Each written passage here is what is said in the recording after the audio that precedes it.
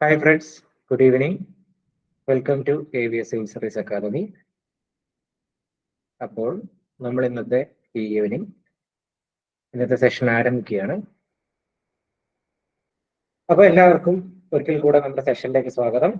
സെഷന്റെ പേര് അറിയാലോ, kick it out. ഒന്നുമില്ല, ചവിട്ടി പുറത്താക്കുക. പച്ച മലയാളത്തിൽ പറഞ്ഞു കഴിഞ്ഞാൽ ചില ഓപ്ഷൻസിനെ നമുക്ക് കണ്ടു കഴിഞ്ഞാൽ തന്നെ, അതായത് നമുക്ക് ആ നോളജ് ഇല്ലെങ്കിലും നമുക്ക് അതിനെപ്പറ്റി അറിയില്ലെങ്കിലും ചില പ്രസ്താവനകളെ അല്ല ചില ഓപ്ഷൻസിനെ നമുക്ക് ചവിട്ടി പുറത്താക്കാൻ പറ്റും. അങ്ങനെ ചവിട്ടി പുറത്താക്കിയിട്ട് ഒന്നുകിൽ നമുക്ക് ഉത്തരത്തിലേക്ക് എത്തുകയോ അല്ലെങ്കിൽ നമുക്ക് ഉത്തരം ശരിയാകാനുള്ള സാധ്യത കൂടുകയോ ചെയ്യും. ഓക്കെ, അതുകൊണ്ടാണ് നമ്മൾ ഇങ്ങനെ ഒരു പരിപാടി നമ്മളെ ക്ലിയറിന് കൊടുത്തിട്ടുള്ളത്. A comprehensive session of intelligent elimination techniques to solve MCQs, multiple choice questions solve ചെയ്യാൻ വേണ്ടിയിട്ടുള്ള ചില എലിമിനേഷൻ ടെക്നിക്സ് ആണ്. അതാണ് നമ്മുടെ സെഷന്റെ ഒരു കിക്ക് ഇറ്റ് ഔട്ട്. ഓക്കെ, അപ്പോൾ അങ്ങനെ നമുക്ക് എങ്ങനെയാണ് ഇന്റലിജന്റ് ആയിട്ട് ആൻസറിലേക്ക് എത്താൻ നോക്കാം. ഇത് എന്നെ പറ്റിയുള്ള തള്ള സ്ലൈഡാണ്, പ്രത്യേകിച്ച് നോക്കേണ്ട ആവശ്യമൊന്നുമില്ല. ഓക്കെ, ഓൾറെഡി അറിയുന്ന ആളാണ് ഞാൻ. PSC UPSC ആസ്പിറന്റ് ആണ്. PSC എഴുതാറുണ്ട്. കുറെ ഷോർട്ട് ലിസ്റ്റിലൊക്കെ വന്നിട്ടുണ്ട്. അത്യാവശ്യം 2-3 മെയിൻ ലിസ്റ്റിലുണ്ട്. റീസെന്റ് ഞാൻ ഇപ്പോൾ SIയുടെ ഫിസിക്കൽ ടെസ്റ്റ് പാസ്സായിട്ടിരിക്കുകയാണ്. ഇന്റർവ്യൂ അവൈറ്റിംഗ് ആണ്. തവണ കിട്ടുമെന്ന് വിചാരിക്കുന്നു. കഴിഞ്ഞ തവണ ഫിസിക്കലൊക്കെ പൊട്ടിപ്പോയതാണ്. ഓക്കെ, അതേപോലെ തന്നെ UPSC ആസ്പിറന്റ് ആണ് എന്ന് പറയുന്നതായിരിക്കും. അപ്പോൾ ഈ വർഷം അറ്റംപ്റ്റ് ചെയ്യാൻ വേണ്ടി വീണ്ടും ട്രൈ ചെയ്തുകൊണ്ടിരിക്കുന്നു. ഓക്കെ, എൻ്റെ ഫേവറേറ്റ് സബ്ജക്ട് ക്വാളിറ്റിയും കോൺസ്റ്റിറ്റ്യൂഷനും ക്വാണ്ടിറ്റേറ്റീവ് ആപ്റ്റിറ്റ്യൂഡും ആണ്. മാത്സും മെന്റൽ എബിലിറ്റി അതേപോലെ ക്വാളിറ്റിയാണ് ഞാൻ മെയിനായിട്ട് എടുക്കാറുള്ളത്. ഓക്കെ, അപ്പോൾ നമുക്ക് 2 ഇനീഷ്യേറ്റീവ്സ് കൂടെ നോക്കാം. നിലവിൽ ആരംഭിക്കാൻ പോകുന്ന AVS അക്കാദമിയുടെ 2 ഇനീഷ്യേറ്റീവ് ആണ്. ഒന്ന് അഫ്രഷ്, ഒന്ന് കേരളീയം. അഫ്രഷ് എന്ന് പറയുന്നത് ടെസ്റ്റ് സീരീസ് ആണ്. ഇനി വരാൻ പോകുന്ന ഡിഗ്രി ലെവൽ പ്രിലിംസ്, അപ്പം സബ് ഇൻസ്പെക്ടർ അതേപോലെ LSDD exams, local self government institution secretary തുടങ്ങിയ എക്സാംസിന് വേണ്ടിയിട്ടുള്ള ടെസ്റ്റ് സീരീസ് ആണ്. ടെസ്റ്റ് സീരീസിനും അതിന്റെ ഡിസ്കഷൻസ് ഉണ്ടാവും. ഡീറ്റെയിൽഡ് കീ ഉണ്ടാവും. ഡെയിലി ടെസ്റ്റുകളാണ്. ഡെയിലി അല്ല, ഐ മീൻ ഒരു 1.5 ആൾട്ടർനേറ്റ് ഡേയ്സിൽ ടെസ്റ്റുകൾ ഉണ്ടാവും. അതിന്റെ ഡിസ്കഷൻസ് ഉണ്ടാവും. അതിന്റെ കീ ഉണ്ടാവും. അപ്പൊ ടോട്ടൽ 1000 ക്വസ്റ്റ്യൻസ് ഈ ടെസ്റ്റിന്റെ ഭാഗമായിട്ട് നിങ്ങൾക്ക് വരും. 1000 ക്വസ്റ്റ്യൻസ്, അതായത് 20 ചോദ്യങ്ങൾ, 20 ടെസ്റ്റുകൾ, 30 ചോദ്യങ്ങൾ വീതമുള്ള 20 ടെസ്റ്റുകളും അതേപോലെ 4 ഫുൾ ടെസ്റ്റുകളും. അപ്പൊ എത്രയാവും? 20 × 30 600 പ്ലസ് 4 × 20 400. സോ ടോട്ടൽ 1000 ക്വസ്റ്റ്യൻസ് നമ്മൾ ഇതിലൂടെ പ്രാക്ടീസ് ചെയ്യും. അതിന്റെ കീയും ഡീറ്റെയിൽ എക്സ്പ്ലനേഷനും ഉണ്ടാവും. ലൈവ് ഡിസ്കഷൻ ഉണ്ടാവും. ഓക്കെ, അപ്പൊ ഇതിലൂടെ തന്നെ നിങ്ങൾക്ക് വളരെ ഡീറ്റെയിൽ ആയിട്ട് ഓൾറെഡി പഠിച്ച ആൾക്കാരാണെങ്കിൽ റിവൈസ് ചെയ്യാൻ പറ്റും. അതേപോലെ ഇനിയിപ്പം പുതുതായിട്ട് പഠിക്കേണ്ട ആൾക്കാരാണെങ്കിൽ തന്നെ ഈ ഒരു ടൈം ടേബിൾ ഇട്ടിട്ട് നിങ്ങൾക്ക് പഠിച്ചു പോകാൻ പറ്റും. നിങ്ങൾക്ക് ഏത് സോഴ്സ് വേണേൽ പഠിക്കാം. ഒരു ടൈം ടേബിൾ പ്രൊവൈഡ് ചെയ്യുന്നതായിരിക്കും. സോഴ്സ് നമ്മൾ പറയുന്നതായിരിക്കും. അതിൽ നിന്ന് പഠിച്ചിട്ട് ടെസ്റ്റ് സീരീസ് എടുത്ത് റിവിഷൻ ചെയ്ത് പോകാനാണ്. ഇനി അടുത്തൊരു ഇനീഷ്യേറ്റീവ് കേരളീയം എന്ന് പറയുന്ന ഇനീഷ്യേറ്റീവ് ആണ്. അത് നമ്മുടെ UPSC ആസ്പിറൻസിന് വേണ്ടിയാണ്. ഇപ്പോൾ സിവിൽ സർവീസ് പഠിക്കുന്ന ആൾക്കാരാണെങ്കിൽ അവർ വേൾഡ് ജോഗ്രഫി, ഇന്ത്യൻ ജോഗ്രഫി, അതേപോലെ തന്നെ വേൾഡ് ഹിസ്റ്ററി, ഇന്ത്യൻ ഹിസ്റ്ററി തുടങ്ങിയ സബ്ജക്റ്റുകളിൽ അവർ വെൽ വേഴ്സ്ഡ് ആയിരിക്കും. അവർ വളരെ നല്ല എഡ്ജുള്ള ആൾക്കാരായിരിക്കും. ബട്ട് അതേ സമയത്ത് അവർക്ക് കേരള സബ്ജക്റ്റുകളുടെ കുറച്ച് എഡ്ജ് കുറവായിരിക്കും. സോ അങ്ങനെയുള്ള ആൾക്കാർക്ക് കേരള സബ്ജക്റ്റ് റിഫ്രഷ് ചെയ്ത് കൊണ്ടുപോകാൻ വേണ്ടിയിട്ടുള്ള ഒരു മൊഡ്യൂളാണ് കേരളീയം എന്ന് പറയുന്നത്. ഓക്കെ, സെയിം ഇതേപോലത്തെ ക്ലാസ്സുകളായിട്ടാണ്, ലൈവ് ക്ലാസ്സുകളായിട്ടാണ് നോട്ട്സ് പ്രൊവൈഡ് ചെയ്യും. അപ്പം ആ ഒരു ഇനീഷ്യേറ്റീവും കൂടെ നമ്മൾ ആരംഭിക്കാൻ പോവുകയാണ്. 2 ദിവസം നമ്മൾ ആരംഭിക്കും. അഫ്രഷ് നമ്മൾ മൺഡേ ആരംഭിക്കുന്നതാണ്. താല്പര്യമുള്ളവർ ഇതിന് ശേഷം ഒരു ഗൂഗിൾ ഫോം ഗ്രൂപ്പിൽ ഇടുന്നതാണ്. അതിൽ ഫില്ല് ചെയ്യുക, അല്ലെങ്കിൽ നമ്മളെ കോൺടാക്ട് നമ്പറിൽ കോൺടാക്ട് ചെയ്താലും മതി. ഓക്കെ, നമുക്ക് ഇടയ്ക്ക് കാര്യം ഒന്നുകൂടെ ഓർമ്മിപ്പിക്കാം. ഓക്കെ, അപ്പൊ നമുക്ക് അടുത്തൊരു സെഷനിലേക്ക് പോവാം. നമ്മുടെ സെഷനിലേക്ക് പോവാം. ഓക്കെ, ഫസ്റ്റ് തിങ്, എന്തിനാണ് ഈ പറയുന്ന ഇന്റലിജന്റ് എലിമിനേഷൻ നമ്മൾ ചെയ്യുന്നത്? ഇന്റലിജന്റ് എലിമിനേഷൻ വെച്ച് എന്തൊക്കെ നമുക്ക് ചെയ്യാൻ പറ്റും? ഒന്ന്, ഞാൻ ഓൾറെഡി പറഞ്ഞതുപോലെ തന്നെ we can arrive at right answer. ശരിയായ ആൻസറിൽ നമുക്ക് എത്താൻ പറ്റും. ഓക്കെ, ബേസിക്കലി നമ്മൾ ഈ എലിമിനേഷൻ ടെക്നിക് എന്ന് പറയുന്നത് നമ്മുടെ നോളജ് ഉപയോഗിക്കാതെ നമുക്ക് ചില ലോജിക്ക് വെച്ചിട്ട്, യുക്തി വെച്ചിട്ട്, അല്ലാതെ നമുക്ക് ആ ലാംഗ്വേജ് നോക്കിയിട്ട് അതേപോലെ ചില കാര്യങ്ങൾ നോക്കിയിട്ട് നമുക്ക് എങ്ങനെ സോൾവ് ചെയ്യാൻ പറ്റുമെന്നാണ് ഇന്റലിജന്റ് എലിമിനേഷൻ ടെക്നിക് എന്ന് പറയുന്നത്. ഓക്കെ ഓക്കെ ഒന്നുകിൽ നമുക്ക് കറക്റ്റ് ആയിട്ട് ആൻസർ കിട്ടും, അതായത് 100% ആ ക്വസ്റ്റ്യൻ സോൾവ് ചെയ്യാനുള്ള ഒരു ചാൻസ് നമുക്ക് കിട്ടും. അല്ലെങ്കിൽ നമുക്ക് എന്ത് ചെയ്യാം? അല്ലെങ്കിൽ നമുക്ക് പോസിബിലിറ്റി കൂട്ടാം. ഇപ്പം ABCD എന്ന് പറയുന്ന 4 ഓപ്ഷൻ ആണെങ്കിൽ നിങ്ങൾക്ക് ഈ ടെക്നിക്ക് വെച്ചിട്ട് ഏതെങ്കിലും 2 ഓപ്ഷൻ എങ്കിലും എലിമിനേറ്റ് ചെയ്യാൻ പറ്റിയാൽ നമുക്ക് ഈ പറയുന്ന ബിയും ഡിയും നിങ്ങൾ എലിമിനേറ്റ് ചെയ്തു. സോ എയും സിയും മാത്രമേ ബാക്കിയുള്ളൂ. അപ്പൊ നമുക്ക് എന്തായി? 50% ചാൻസ് ആയില്ലേ? ഇനിയിപ്പോ നിങ്ങൾക്ക് ഇതിൽ ഏതെങ്കിലും ഒന്ന് കറക്കി കുത്തിയാലും നിങ്ങൾക്ക് ആൻസർ കറക്റ്റ് ആയിട്ട് വരും അല്ലേ? 50% ചാൻസ് ആയില്ലേ? സോ അങ്ങനെയുള്ള ഒരു അവസ്ഥ നമുക്ക് ചെയ്യാൻ പറ്റും. റോങ് സ്റ്റേറ്റ്മെന്റ് എലിമിനേറ്റ് ചെയ്യാൻ പറ്റും. ഇനി ഒരു നിവൃത്തിയില്ല, ഈ പറയുന്ന ABCD ഇതിൽ ഒരു സ്റ്റേറ്റ്മെന്റ് കളഞ്ഞാൽ തന്നെ നമുക്ക് എത്രയായി? 75% ചാൻസ് ആയി. കാരണം 3-1 ഇതിൽ ഏതെങ്കിലും ഒന്ന് ശരിയായി കഴിഞ്ഞാൽ നമുക്ക് ആൻസർ ശരിയാവും. അതേപോലെ തന്നെ അറ്റംപ്റ്റ് കൂട്ടാം. അപ്പം സ്ഥിരമായിട്ട് PSC ഉദ്യോഗാർത്ഥികൾ ചെയ്യുന്ന ഒരു കാര്യമാണ്, അല്ലെങ്കിൽ തുടക്കക്കാരൊക്കെ ചെയ്യുന്ന ഒരു കാര്യമാണ്. ആ അറ്റംപ്റ്റ് വളരെ കുറച്ചേ ചെയ്യാറുള്ളൂ. കാരണം നെഗറ്റീവിനെ പേടിച്ചിട്ട്. അപ്പൊ നമുക്ക് നോക്കാം, ഈ പ്രിലിംസ് നോക്കുകയാണെങ്കിൽ കഴിഞ്ഞ പ്രിലിംസ് നോക്കാൻ മിക്ക കട്ട് ഓഫ് വന്നിരിക്കുന്നത് 45 to 50 റേഞ്ചിലാണ്. 45 മുതൽ 50 റേഞ്ചിലാണ് പ്രിലിംസിന്റെ കട്ട് ഓഫ് എല്ലാം വന്നിട്ടുള്ളത്. അറ്റ് ദ സെയിം ടൈം മെയിൻസിന്റെ കട്ട് ഓഫ് വരുമ്പോൾ ചില മെയിൻസ് ഇപ്പോൾ കഴിഞ്ഞ യൂണിവേഴ്സിറ്റി മെയിൻസ് ഒക്കെ 57 വന്നിട്ടുണ്ട്. എന്നാലും നമുക്ക് വേണമെങ്കിൽ ഈ പറഞ്ഞ 50 to 60 റേഞ്ചിൽ കട്ട് ഓഫ് വന്നിട്ടുണ്ട്, ചിലത് 65 വന്നിട്ടുണ്ട്. ഓക്കെ, ഈ പ്രിലിംസിന് ഈ കട്ട് ഓഫ് കടക്കണമെങ്കിൽ നമ്മൾ എത്ര ചോദ്യം അറ്റംപ്റ്റ് ചെയ്യണം? അതായത് നമുക്ക് ഈ പറയുന്ന ഒരു 45 to 50 നെറ്റ് കറക്റ്റ് വേണം. നെറ്റ് കറക്റ്റ് എന്ന് പറഞ്ഞാൽ എന്താ? നെഗറ്റീവും കൂടെ കളഞ്ഞിട്ട് അത്രയും കറക്റ്റ് വരണം. സോ അത്രയും കറക്റ്റ് വരണമെങ്കിൽ നമ്മൾ എത്ര അറ്റംപ്റ്റ് ചെയ്യണം? നമ്മൾ ആക്ച്വലി 70 to 75 ക്വസ്റ്റ്യൻസ് അറ്റംപ്റ്റ് ചെയ്യണം. ഓക്കെ, അപ്പൊ ചില ആൾക്കാർ പേടിച്ചിരിക്കും, അവർക്ക് അറിയാത്ത സബ്ജക്റ്റ് ആണ്, അപ്പൊ അത് അറ്റംപ്റ്റ് ചെയ്യാൻ മടി ഉണ്ടാകാം. അങ്ങനെ പേടിച്ച് നിൽക്കുന്ന ആൾക്കാർക്ക് ഒരു ബൂസ്റ്റും കൂടിയാണ് ഈ പറയുന്ന എലിമിനേഷൻ ടെക്നിക്സ് വെച്ച്, അല്ലെങ്കിൽ ഈ പറയുന്ന MCQ സോൾവിംഗ് ടെക്നിക്സ് വെച്ച് അറ്റംപ്റ്റ് ബൂസ്റ്റ് ചെയ്യാൻ പറ്റും. ഓക്കെ, 70 to 75 ക്വസ്റ്റ്യൻസ് അറ്റംപ്റ്റ് ചെയ്താലും അതിൽ 20 എണ്ണം നമുക്ക് തെറ്റിയാലും എത്ര മാർക്ക് ഉണ്ട്? 75 ചോദ്യം അറ്റൻഡ് ചെയ്തു, 20 എണ്ണം തെറ്റി. നേരത്തെ 55 റൈറ്റ് ആൻസേഴ്സ് ഉണ്ട്. 20 എണ്ണം തെറ്റി എന്ന് പറഞ്ഞു കഴിഞ്ഞാൽ ഏകദേശം 6 ഫുൾ മാർക്ക് പോയിന്നാണ്. സോ അയാളുടെ മാർക്ക് ഒരു 48 പോയിന്റ് സംതിങ്ങിലൊക്കെ വന്നു നിൽക്കും, 49 വന്നു നിൽക്കും അല്ലെ? അപ്പൊ അയാൾ ഈസിലി കവറാവും.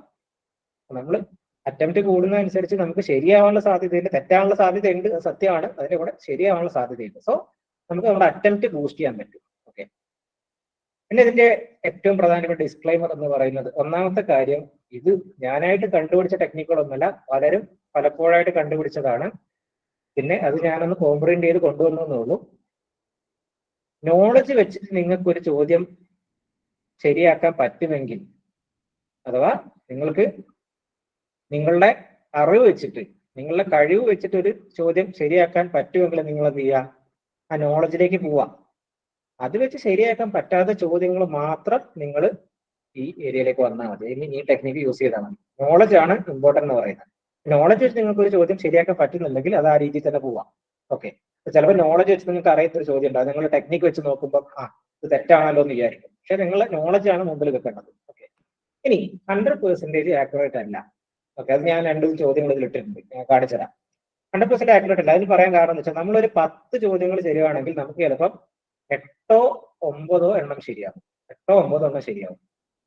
ഒരു നോളജും ഇല്ലാതെയാണ് ഇത്ര ശരിയാവുന്നതെന്ന് ആലോചിക്കണം കേട്ടോ.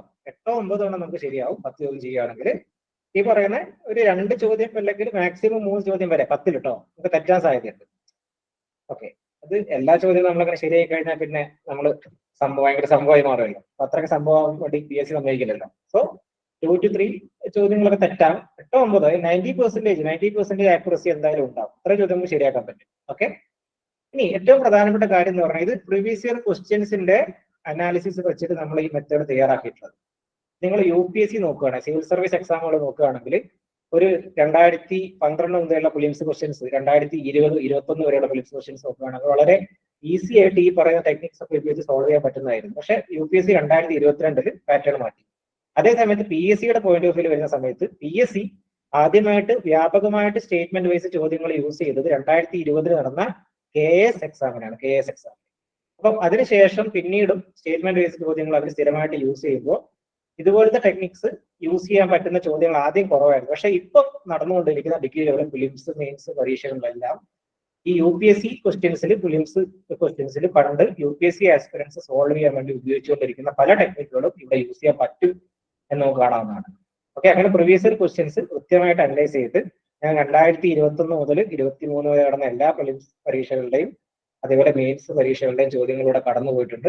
അങ്ങനെ അനലൈസ് ചെയ്തിട്ടാണ് ഈ ഒരു സെഷൻ, ഈ ടെക്നിക്സ് എല്ലാം തയ്യാറാക്കിയിട്ടുള്ളത്. Okay, and this is very very important. ഇതുകൊണ്ടാണ് ഞാൻ ടെസ്റ്റ് സീരീസ് എടുക്കണം എന്ന് പറയുന്നത്. നിങ്ങൾ ക്ലാസ് ജോയിൻ ചെയ്തില്ലെങ്കിലും, ക്ലാസ് പഠിച്ചാലും പഠിച്ചില്ലെങ്കിലും ടെസ്റ്റ് സീരീസ് പഠിക്കണം, എടുക്കണം എന്ന് പറയുന്നത് ഇമ്പോർട്ടൻ്റ് ആണ്. ഇത് പ്രാക്ടീസ് ചെയ്യണം.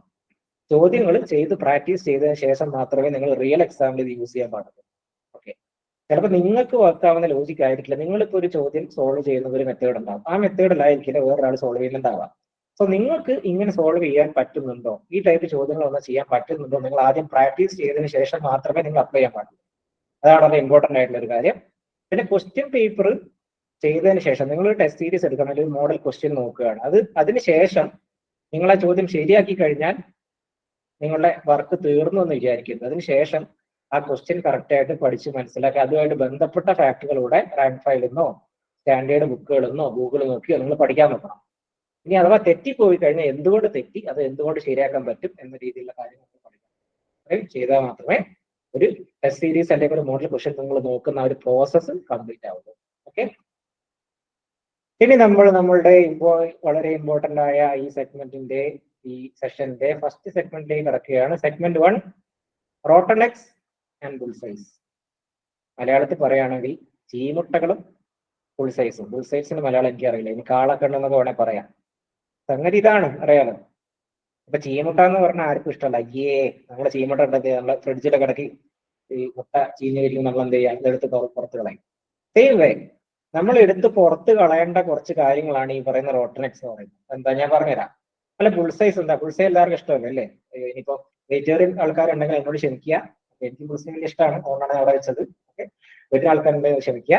സോ ബുൾസൈ എന്ന് പറയുന്നത് നമുക്ക് എല്ലാവർക്കും ഇഷ്ടമായതുകൊണ്ട് എന്താണ്, എല്ലാവർക്കും ബുൾസൈ വേണം. സോ ബുൾസൈസ് പുറത്താക്കാൻ പാടില്ല. ബുൾസൈസ് എന്ന് പറയുന്നത് മോസ്റ്റ് ലൈക്ലി ശരിയായിരിക്കും. ആൻഡ് റോട്ടനെക്സ് അയ്യേ വേണ്ട വേണ്ട എടുത്ത് കളയാം, അത് കാണുമ്പോൾ തന്നെ അറിയാം. സോ ഈ റോട്ടനെക്സ് എന്താണ്, ബുൾസൈസ് എന്താണെന്ന് നോക്കാം. ഓക്കെ, ഇതാണ് നമ്മുടെ റോട്ടനെക്സ്. റോട്ടനെക്സ്. ഒരു ചോദ്യകർത്താവ് ഒരു സ്റ്റേറ്റ്മെന്റ് ഫ്രെയിം ചെയ്യുന്ന സമയത്ത്, ഇപ്പൊ നിങ്ങളൊരു ചോദ്യം ഉണ്ടാക്കുന്ന ഒരാളാണെന്ന് വിചാരിച്ചോ, അപ്പൊ നിങ്ങളൊരു സ്റ്റേറ്റ്മെന്റ് ഉണ്ടാക്കുകയാണ്. അപ്പൊ സ്റ്റേറ്റ്മെന്റ് ഉണ്ടാക്കുന്ന സമയത്ത് അത് കംപ്ലീറ്റ്ലി ഇൻകറക്റ്റ് ആവാൻ വേണ്ടിയിട്ട്, അതിൽ കംപ്ലീറ്റ്ലി തെറ്റാൻ വേണ്ടിയിട്ട് ചില വാക്കുകൾ ആഡ് ചെയ്യും. ഓക്കെ, ചില വാക്കുകൾ ആഡ് ചെയ്യും. ഓക്കെ, അത് മിക്കവാറും എക്സ്ട്രീം വേർഡ്സ് ആയിരിക്കും. എപ്പോഴും എക്സ്ട്രീം വേർഡ്സ് ആവണമെന്നില്ല, പക്ഷെ അത് കണ്ടാൽ നിങ്ങൾക്ക് മനസ്സിലാവും. അതായത് ഒരു ചോദ്യം കംപ്ലീറ്റ്ലി തെറ്റാൻ വേണ്ടിയിട്ട് അതിൽ ആഡ് ചെയ്യുന്ന വാക്കുകളാണ് നമ്മൾ റോട്ടനെക്സ് എന്ന് പറയാം, അല്ലെ ചീമുട്ടകൾ എന്ന് പറയാം. ഓക്കെ, ഇവിടെ കണ്ടില്ലേ, all, only, exclusively, drastically, completely, enormously, always, neither nor, either or, അങ്ങനെയൊക്കെ വരാറുണ്ട്. ഓക്കെ, ഞാനൊരു എക്സാമ്പിൾ പറയാം. ഇപ്പൊ നിങ്ങൾ പറയുകയാണെങ്കിൽ ഉദാഹരണത്തിന് all districts in Kerala have cost line എന്ന് പറഞ്ഞാലോ, എല്ലാ ഡിസ്ട്രിക്ട്, കേരളത്തിലുള്ള എല്ലാ ഡിസ്ട്രിക്റ്റിലും കോസ്റ്റ് ലൈൻ ഉണ്ട്, അഥവാ എന്താണ്, കടൽ തീരമുണ്ട് എന്ന് പറഞ്ഞാൽ അത് തെറ്റാണ് ആക്ച്വലി, അല്ലെ? ഇവിടെ എന്താണ്, ഓൾ വന്നുകൊണ്ടാണ്. ഇതിന് വരെ ഇവിടെ സം ആയിരുന്നെങ്കിലോ, ചില ഡിസ്ട്രിക്റ്റുകളുണ്ട്. ഓക്കെ, ചില ഡിസ്ട്രിക്റ്റുകൾ, ചില ജില്ലകൾക്ക് കോസ്റ്റ് ലൈൻ ഉണ്ട്. അങ്ങനെയാണെങ്കിൽ ഇത് ശരിയാവും. അതേസമയം ഓൾ വന്ന സമയത്ത് എന്തായി തെറ്റായി. അതാണ് ഞാൻ ഉദ്ദേശിച്ചത്. ഓൾ എന്ന് പറയുന്നത് ഇതേപോലെ എക്സ്ട്രീം ആയിട്ടുള്ള, കംപ്ലീറ്റ്ലി ഇൻകറക്റ്റ് ആയിട്ടുള്ള ചില, കംപ്ലീറ്റ്ലി ഇൻകറക്റ്റ് ആവാൻ വേണ്ടിയിട്ട് ആഡ് ചെയ്യുന്ന ചില ഭാഗങ്ങളെയാണ്, ചില വാക്കുകളെയാണ് ഈ പറയുന്ന റോട്ടനെക്സ് എന്ന് പറയാം. അപ്പൊ ഈ പറയുന്ന ബുൾസൈസോ, bull's eyes are nothing but possibility enhancers.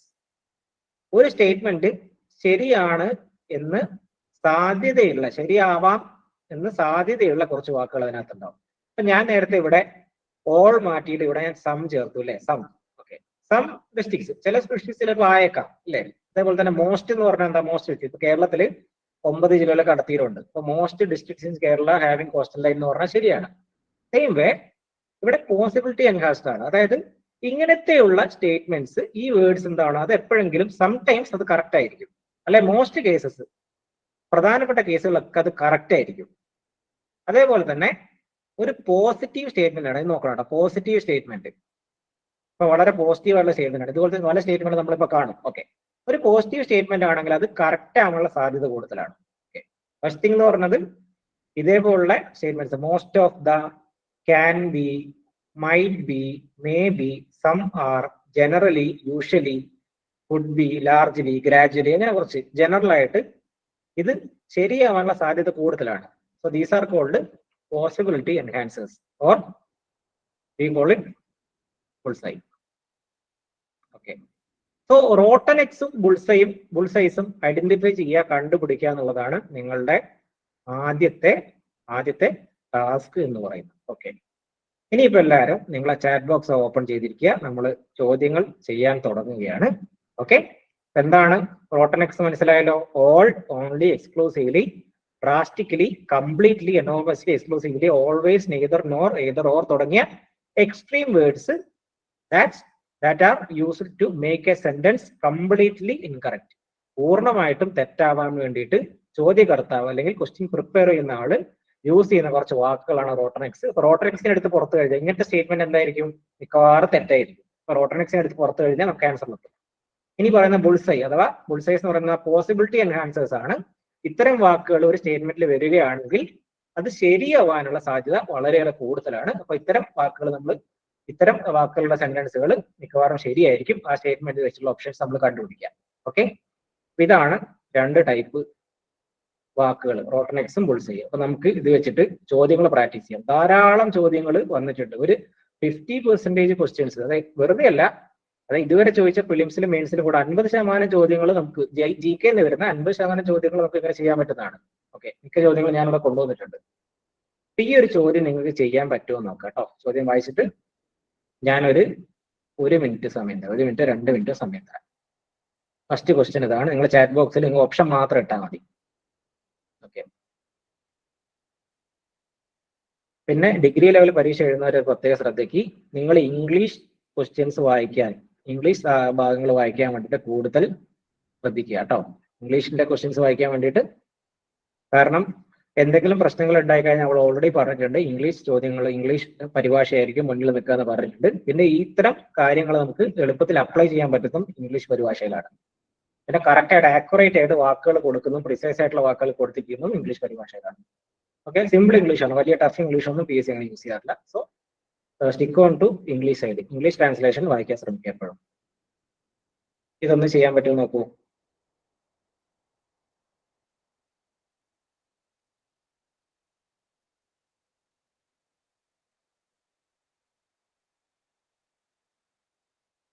നമുക്കൊരു 2 മിനിറ്റ് എടുക്കാം. നമുക്ക് കുറെ ചോദ്യങ്ങൾ ചെയ്യാനുണ്ട്. ഒരു 1.5 മിനിറ്റ് 2 മിനിറ്റ് കൂടുതൽ നമുക്ക് ചെയ്യാൻ പറ്റില്ല. Okay, answers please.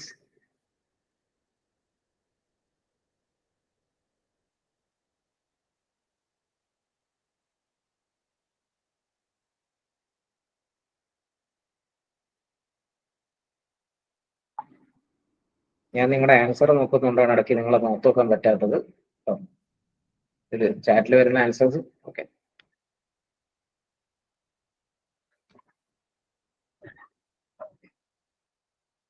ഓക്കെ, ഒരു A വന്നിട്ടുണ്ട്, 1-3 എന്ന് വന്നിട്ടുണ്ട്. ഓക്കെ, വീണ്ടും ഒരു A വന്നിട്ടുണ്ട്,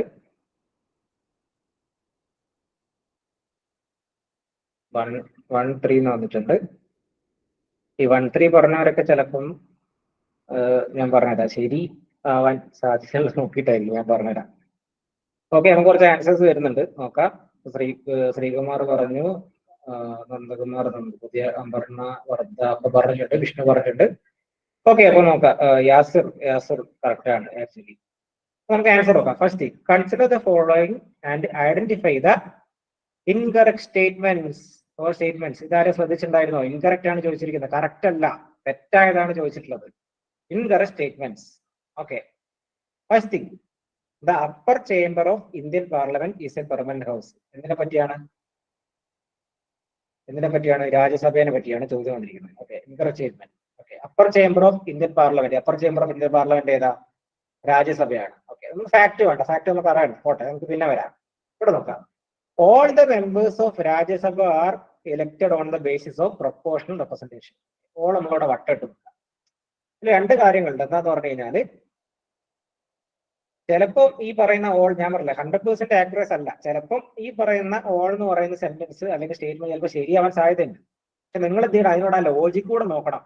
യുക്തിപരമായിട്ട് അത് ശരിയാവുന്നതാണോ, യുക്തിപരമായിട്ട് അത് ശരിയാവുന്ന ഒരു കാര്യമാണോ ഒന്നും കൂടെ നമ്മൾ നോക്കണം. ഓക്കെ, ഞാൻ ഉദാഹരണത്തിന് പറയുകയാണെങ്കിൽ, all the districts in Kerala having a headquarters. ശരിയല്ലേ? എല്ലാത്തിനും ഒരു കളക്ടറേറ്റ് ഹെഡ്ക്വാർട്ടേഴ്സ് ഉണ്ട്. അതേപോലെ ചിലപ്പം ലോജിക്കലി കറക്റ്റ് ആവുന്നുണ്ട്. പക്ഷെ ഇത് വായിച്ചു നോക്കുക. All the members of Rajya Sabha are elected on the base of proportional representation. ശരിയാണോ? ഓൾ അല്ലേ? ശരിയല്ല. It's chairman is selected from among his member. നമുക്ക് അതിന് മുമ്പ് ഇങ്ങോട്ട് പോവാം. ഓൾ ഇവിടെ ഉണ്ട്. ഓക്കെ, രണ്ടാമത്തെ സ്റ്റേറ്റ്മെന്റ് തെറ്റാണ്. ഇപ്പൊ ഇവിടെ ചോദിച്ചിരിക്കുന്നത് എന്താണ്? ഇൻകറക്റ്റ് സ്റ്റേറ്റ്മെന്റ് ആണ് ചോദിച്ചിരിക്കുന്നത്. സോ രണ്ടാമത്തെ സ്റ്റേറ്റ്മെന്റ് ഇല്ലാത്തത് കളയാം. ഇത് നമ്മൾ ഓൾറെഡി വെട്ടിക്കളഞ്ഞു. സോ എയോ സിയോ ആയിരിക്കും answer. Okay, none of this ആയിരിക്കില്ല, കാരണം ബാക്കി ശരിയാവും. ഇനി it's chairman is selected among members. ഇപ്പൊ എത്ര? ഇപ്പൊ തന്നെ നമുക്ക് ഓൾമോസ്റ്റ് ഈ നൺ ഓഫ് ദീസ് മിക്കവാറും ഇൻകറക്റ്റ് ചോദ്യങ്ങളിൽ നൺ ഓഫ് ദീസ് വരില്ല. ഓക്കെ, ഇനി നൺ ഓഫ് ദീസ് ഉണ്ടെങ്കിൽ തന്നെ ഇപ്പൊ തന്നെ നമുക്ക് 75% ആൻസർ ശരിയാവാൻ അല്ലേ? ഇനി all the members of Rajya Sabha 75% അല്ല, ആക്ച്വലി 66% ആൻസർ, കാരണം 2/3 ആണ്, 3 ബാക്കിയുണ്ട്. ഇനി all the members of Rajya Sabha elected on the basis of proportional representation. ഇത് നമ്മൾ വെട്ടിക്കളഞ്ഞു. അടുത്ത ഈ chairman selected from among its member. രാജ്യസഭയുടെ ചെയർമാൻ എന്ന് പറയുന്നത് ഉപരാഷ്ട്രപതിയാണ്. ഉപരാഷ്ട്രപതിക്ക് വൈസ് പ്രസിഡന്റ് വേറെ തെരഞ്ഞെടുപ്പിട്ട് ഡെപ്യൂട്ടി ചെയർമാൻ ആണ് ആക്ച്വലി ഇവിടുന്ന് എലക്ട് ചെയ്യുക. ഡെപ്യൂട്ടി ചെയർമാൻ ആണ് എലക്ട് ചെയ്യപ്പെടുന്നത്. സോ ഇതും തെറ്റാണ്. ആൻസർ വന്ന് 2 and 3 ആണ്. സി ആണ് ആൻസർ ആയിട്ട് വരുന്നത്. ഓക്കെ, അപ്പൊ എനിക്ക് ഒന്ന് 1, 3 പറഞ്ഞ ആൾക്കാരൊക്കെ ഇൻകറക്റ്റ് നോക്കാതെ ഇവിടെ ഓൾ വന്നപ്പോൾ ആ സെക്കൻഡ് സ്റ്റേറ്റ്മെന്റ് എലിമിനേറ്റ് ചെയ്ത് 1, 3 പറഞ്ഞാണ് എനിക്ക് തോന്നുന്നത്. 2 and 3 ആണ് ഇവിടെ കറക്റ്റ് ആൻസർ എന്ന് പറയുന്നത്. ഇത് ഒരു ഫാക്ട് ആണ്. Upper chamber of Indian parliament is A permanent house. Rajya Sabha നല്ലൊരു പെർമനന്റ് ഹൗസ് ആണ്. അറിയാലോ, ഓരോ 6 വർഷം കൂടുമ്പോഴും ഒരു മെമ്പറുടെ ടേം എന്ന് പറയുന്ന 6 വർഷമാണ്. ഓരോ 2 വർഷം കൂടുമ്പോഴും ഈ പറയുന്ന കുറച്ച് ആൾക്കാർ 1/3 മെമ്പേഴ്സ് ആയിരുന്നു റിട്ടയർ ആയിരുന്നു. അങ്ങനെയാണ് വരിക. ഇനി all the members Rajya Sabha base of proposal എന്ന് പറയുന്നത് ഒട്ട തെറ്റാണ്. കാരണം നോമിനേറ്റ് ചെയ്ത മെമ്പേഴ്സും ഉണ്ട്. ആർട്ട്, ലിറ്ററേച്ചർ, സ്പോർട്സ്, സയൻസ് തുടങ്ങിയ മേഖലകളിൽ നിന്ന് ആൾക്കാരെ, സ്പോർട്സ് അല്ല, സോഷ്യൽ സർവീസ്, സയൻസ് തുടങ്ങിയ മേഖലയിൽ നിന്ന് ആൾക്കാരെ നോമിനേറ്റ് ചെയ്യപ്പെടാറുണ്ട്. സോ അത് തെറ്റാണ്. അത് ആ ലോജിക്കലി നോക്കുന്ന നമുക്കറിയാം. എല്ലാവരെയും അങ്ങനെ എലക്ട് ചെയ്യപ്പെടുന്ന ആൾക്കാരാണ്. കുറച്ച് നോമിനേറ്റഡ് മെമ്പേഴ്സ് ഇല്ലേ? APJ അബ്ദുൽ കലാം സാർ എങ്ങനെയാണ് വന്നത്? സച്ചിൻ എങ്ങനെയാണ് വന്നത്? ആലോചിക്കുന്നത് നിങ്ങൾക്ക് പറയാനോ? അങ്ങനെ റിയൽ ലൈഫ് എക്സാംസ് ആലോചിക്കാം. സോ അതെടുത്ത് കളയാം. ഇതിന്റെ ആൻസർ എന്താണ്? 2 and 3 എന്ന് പറയുന്നത്. ഇത് നമ്മൾ നമ്മുടെ ഇന്റലിജന്റ് എലിമിനേഷൻ ടെക്നിക് വെച്ചിട്ട് നമ്മൾ ഒഴിവാക്കി തെറ്റാണെന്ന് ഐഡന്റിഫൈ ചെയ്തു. സോ ഇൻകറക്റ്റ് സ്റ്റേറ്റ്മെന്റ് ആണ് ചോദിച്ചത് കൊണ്ട് ഇല്ലാത്ത സ്റ്റേറ്റ്മെന്റ് നമ്മൾ എഴുതി. കാരണം സെക്കൻഡ് ഇല്ലാത്ത സ്റ്റേറ്റ്മെന്റ് ഏതാണ്?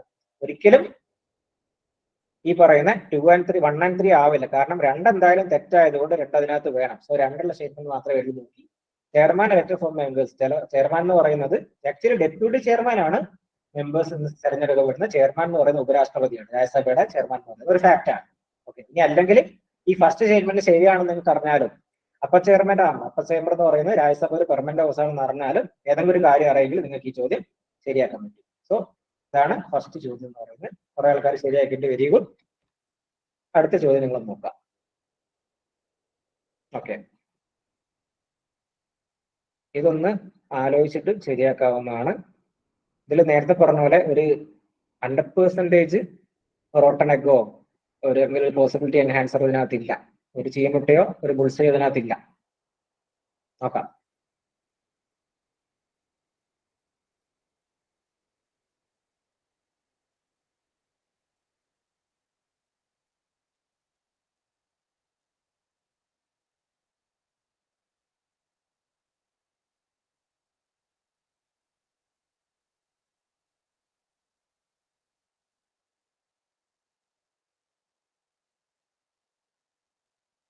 Answers Nokia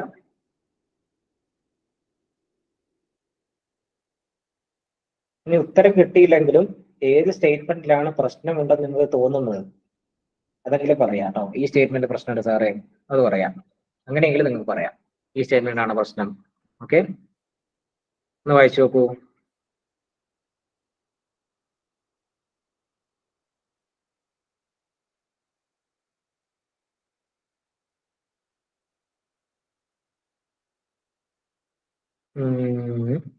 Answers please.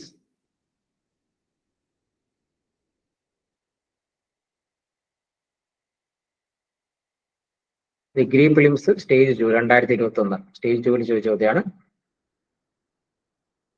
Okay, നമ്മൾ 8:30 ഞാൻ കുറച്ച് സ്പീഡിൽ പോകേണ്ടി വരും. ഞാൻ കാര്യം പറയാം. Okay, which of the following. Okay, C വരുന്നുണ്ട്. ഓക്കെ, സി വന്നു.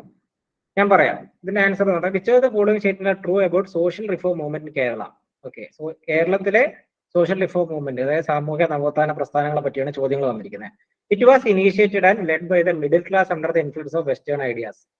നമുക്കത് അറിയില്ല, ചിലപ്പോൾ ശരിയായിരിക്കാം. പിന്നെ ജനറലി ആലോചിക്കുമ്പോൾ നമ്മളെ ഫോറിനിലൊക്കെ പഠിച്ചു വന്ന ആൾക്കാർ, മിഡിൽ ക്ലാസ് ആൾക്കാർ, വെസ്റ്റേൺ ഐഡിയാസ്, ഈ പാശ്ചാത്യ ഇംഗ്ലണ്ടിലൊക്കെയുള്ള കാര്യങ്ങളൊക്കെ മനസ്സിലാക്കിയിട്ടാണ് നമ്മുടെ റിനൈസൻസ് സ്റ്റാർട്ട് ചെയ്തിരിക്കുന്നത്. ശരിയാണ്. Actually they had A critical attitude towards traditional institution, beliefs and social relations. ഇത് വായിക്കുമ്പോൾ ലോജിക്കലി ആലോചിക്കാം, നിങ്ങൾ ബാക്കിയുടെ ലോജിക്കലി ആലോചിക്കുക. അതായത് അവർക്ക് ഇപ്പോൾ ഉണ്ടായിരുന്ന ജാതി വ്യവസ്ഥയെ പറ്റി, അതേപോലെ തൊട്ടുകൂടായ്മ തീണ്ടിക്കൂടായ്മയെ പറ്റിയൊക്കെ അവർക്ക് ക്രിട്ടിക്കലായിരുന്നു, അവർ അതിന് ഓപ്പോസിറ്റ് ആയിരുന്നു അല്ലേ. സോ അതെന്താണ്, അതാണ് ഇതും ശരിയായതാണ്. ഇനി ഇത് രണ്ടും അറിയില്ല. ഇവിടെ നോക്കുക, ദേ സെൽഡം ക്രിട്ടിസൈസ്ഡ് കാസ്റ്റ് ഹൈറാർക്കി.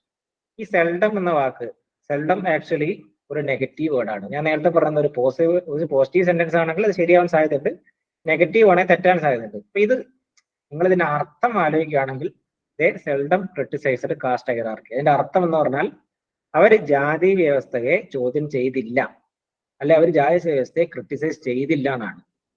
ഏത് സോഷ്യൽ റിഫോമറാണ് ജാതി വ്യവസ്ഥയെ ക്രിട്ടിസൈസ് ചെയ്യാത്തത്? അല്ലെ എങ്ങനെ സോഷ്യൽ റിഫോമർ ഉണ്ടായിട്ടുണ്ടോ? ഇല്ല. എല്ലാവരും ജാതി വ്യവസ്ഥയ്ക്കും തൊട്ടുകൂടായ്മ അനാചാരങ്ങൾക്കും എതിരായിരുന്നു മിക്ക ആൾക്കാരും. So they seldom criticised caste hierarchy എന്ന് പറയുന്ന ഈ സ്റ്റേറ്റ്മെന്റ്. ഓക്കെ, ഇവിടെ ആക്ച്വലി ഈ ഒരു വാക്കാണ് നമുക്ക് വേണമെങ്കിൽ പറയുന്ന എന്തായിട്ട് പറയാം, പ്രോട്ടനൊക്കെ ആയിട്ട് പറയാവുന്ന ഈ ഒരു ഭാഗം. So they seldom criticised caste hierarchy. നമുക്കറിയാം എന്തായാലും അവർ ജാതി വ്യവസ്ഥയെ ചോദ്യം ചെയ്തിട്ടുണ്ട്, മിക്ക ആൾക്കാരും ചോദ്യം ചെയ്തിട്ടുണ്ട്. സോ ഇതെന്താണ്, ഇത് തെറ്റായ സ്റ്റേറ്റ്മെന്റ് ആണ്. സിൻസ് നമ്മൾ ട്രൂ സ്റ്റേറ്റ്മെന്റ് ആണ് ചോദിക്കുന്നതുകൊണ്ട് ഈ തേർഡ് എലിമിനേറ്റ് ചെയ്യുക. അപ്പൊ തേർഡ് എലിമിനേറ്റ് ചെയ്യുമ്പോൾ ഇവിടെ 3 ഉള്ള സ്റ്റേറ്റ്മെന്റ് ഇത് പോയി, ഇവിടെയും 3 ഇത് പോയി, ഓൾ ഓഫ് ദ പോയി, ഇവിടെയും 3 പോയി. So answer is A, 1 and 2.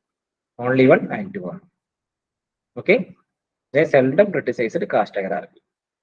ഇങ്ങനെയാണ് നമ്മൾ സ്റ്റേറ്റ്മെന്റുകളെ കണ്ടുപിടിക്കുക, തെറ്റായ സ്റ്റേറ്റ്മെന്റുകളെ കണ്ടുപിടിക്കുക. നമ്മൾ അടുത്ത ചോദ്യം നോക്കാം. ഓക്കെ, ഞാൻ അതേപോലെ തന്നെ ഇതെല്ലാവരും ശരിയാക്കണം എന്നാണ് എൻ്റെ ആഗ്രഹം. ഞാൻ അതേപോലെ തന്നെ അതേ ക്വസ്റ്റ്യൻ പേപ്പറിന് അതേപോലെ സ്ക്രീൻഷോട്ട് എടുത്ത് കൊണ്ടുവന്നിരിക്കുന്ന ചോദ്യമാണ്. ഓക്കെ, ഡിഗ്രി ഫിലിംസ് 2021 സ്റ്റേറ്റ് വിളിച്ച ചോദ്യം. FRBMA ആക്ട് എന്താണെന്ന് അറിയണ്ട, സിമ്പിൾ ആണ്, ചെയ്തു നോക്കൂ. എല്ലാവരും ശരിയാക്കണം എന്നാണ് എൻ്റെ ആഗ്രഹം.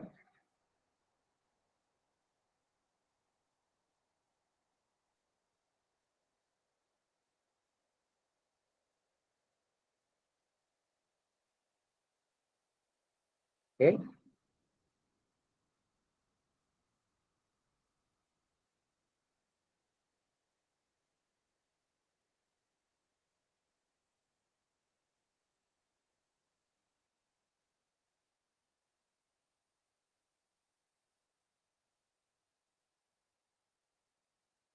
One and 3 C, option C ഇല്ലേ Vishnu? Okay, yes, Vishnu answer പറഞ്ഞു.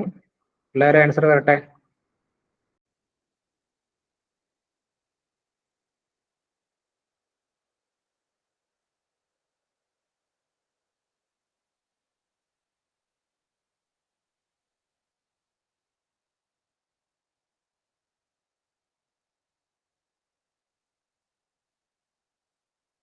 ഓക്കെ, ഒരു ബി വന്നിട്ടുണ്ടല്ലോ ആൻസർ.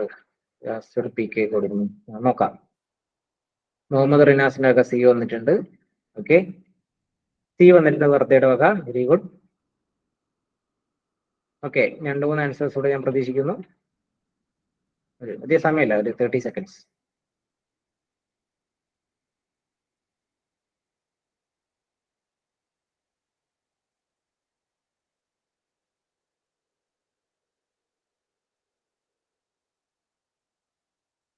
ഓക്കെ, നമുക്ക് ആൻസേഴ്സ് നോക്കാം. Which of the following objectives related to the fiscal responsibility and budget management act FRBMA Act 2003 are correct? Fiscal deficit is to be reduce to 5% GDP. ഇപ്പൊ fiscal deficit എന്താണെന്ന് അറിയോ? Okay, അത് പിന്നെ നോക്കാം. Complete elimination of revenue deficit, പിടിച്ചോ, complete elimination, complete. Great transparency in fiscal operations. ഇതെന്താണ്? ഇത് വളരെ ജനറൽ ആയിട്ടുള്ള സ്റ്റേറ്റ്മെന്റ് ആണ്. ഓക്കെ, നമ്മൾ തെറ്റ് സ്റ്റേറ്റ്മെന്റ് കണ്ടുപിടിക്കുന്ന കൂടെ തന്നെ ജനറൽ സ്റ്റേറ്റ്മെന്റ് നോക്കണം. ഇപ്പൊ physical responsibility and budget management act ആണ്, അതായത് ഫിനാൻഷ്യൽ സംബന്ധമായ കാര്യങ്ങളെ മാനേജ് ചെയ്യാൻ വേണ്ടിയിട്ടുള്ള ആക്ട് ആണ്. നമുക്ക് ഏകദേശം ആ പേര് കാണുന്നതിന് മനസ്സിലാവും. അപ്പൊ ഇതിൽ ട്രാൻസ്പെറൻസി, സാമ്പത്തിക ഇടപാടുകൾ ട്രാൻസ്പെറൻസി കൊണ്ടുവരാ ഒരു ആക്ടിന്റെ വളരെ പോസിറ്റീവ് ആയിട്ടുള്ള ഒരു കാര്യം ഉണ്ടാവുക. സോ മോസ്റ്റ് പ്രോബബ്ലി ഇത് ശരിയാണ്. ഇത് ശരിയാണെന്ന് അറിയില്ലെങ്കിലും, അങ്ങനെ നിങ്ങൾക്ക് ആലോചിക്കാൻ പറ്റിയില്ലെങ്കിലും ഇവിടെ ആളുണ്ട്, കംപ്ലീറ്റ് ഉണ്ട്. Complete elimination of revenue deficit. അപ്പൊ കംപ്ലീറ്റ് റവന്യൂ ഡെഫിസിറ്റ് എന്ന് പറഞ്ഞാൽ എന്താ നിങ്ങൾക്ക് അറിയാലോ, revenue receipt minus revenue expenditure, sorry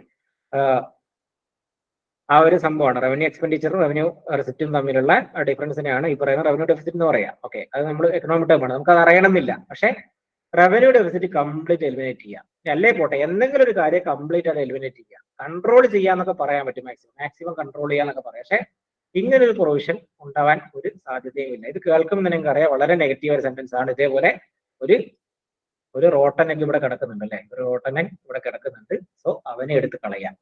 second statement എടുത്ത് കളഞ്ഞാൽ സെക്കൻഡ് ഉള്ള ഇത് പോയി ഓൾ ഓഫ് ദ ഇവിടെ സെക്കൻഡ് ഉണ്ട്, ഇവനും പോയി. So the answer is C, only 1 and 2.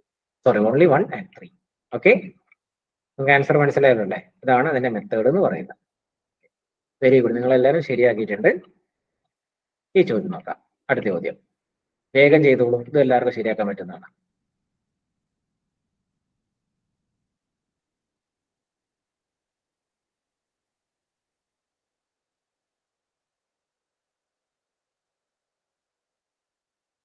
ഇതില് ബുൾസൈസും ഉണ്ട്, സെയിം വേ റോട്ടനെക്സും ഉണ്ട്, ചീമുട്ടകളും ഉണ്ട്, ബുൾസൈയും ഉണ്ട്.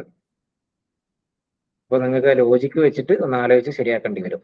കാരണം രണ്ട് സ്റ്റേറ്റ്മെന്റിലും എന്തുണ്ട്, ബുൾസൈ, ഈ പറയുന്ന ബുൾസൈസ് ഉണ്ട്, അതേപോലെ റോട്ടനെക്സും ഉണ്ട്. രണ്ട് ടൈപ്പ് വാക്കുകളും ഉണ്ട്.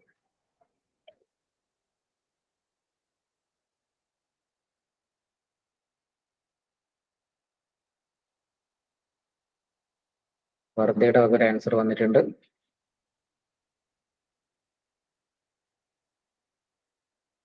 റിനാസ്, ഓക്കെ, വരുന്നുണ്ട് ആൻസേഴ്സ് വരുന്നുണ്ട്. വിഷ്ണു ആൻസർ പറഞ്ഞു. Okay,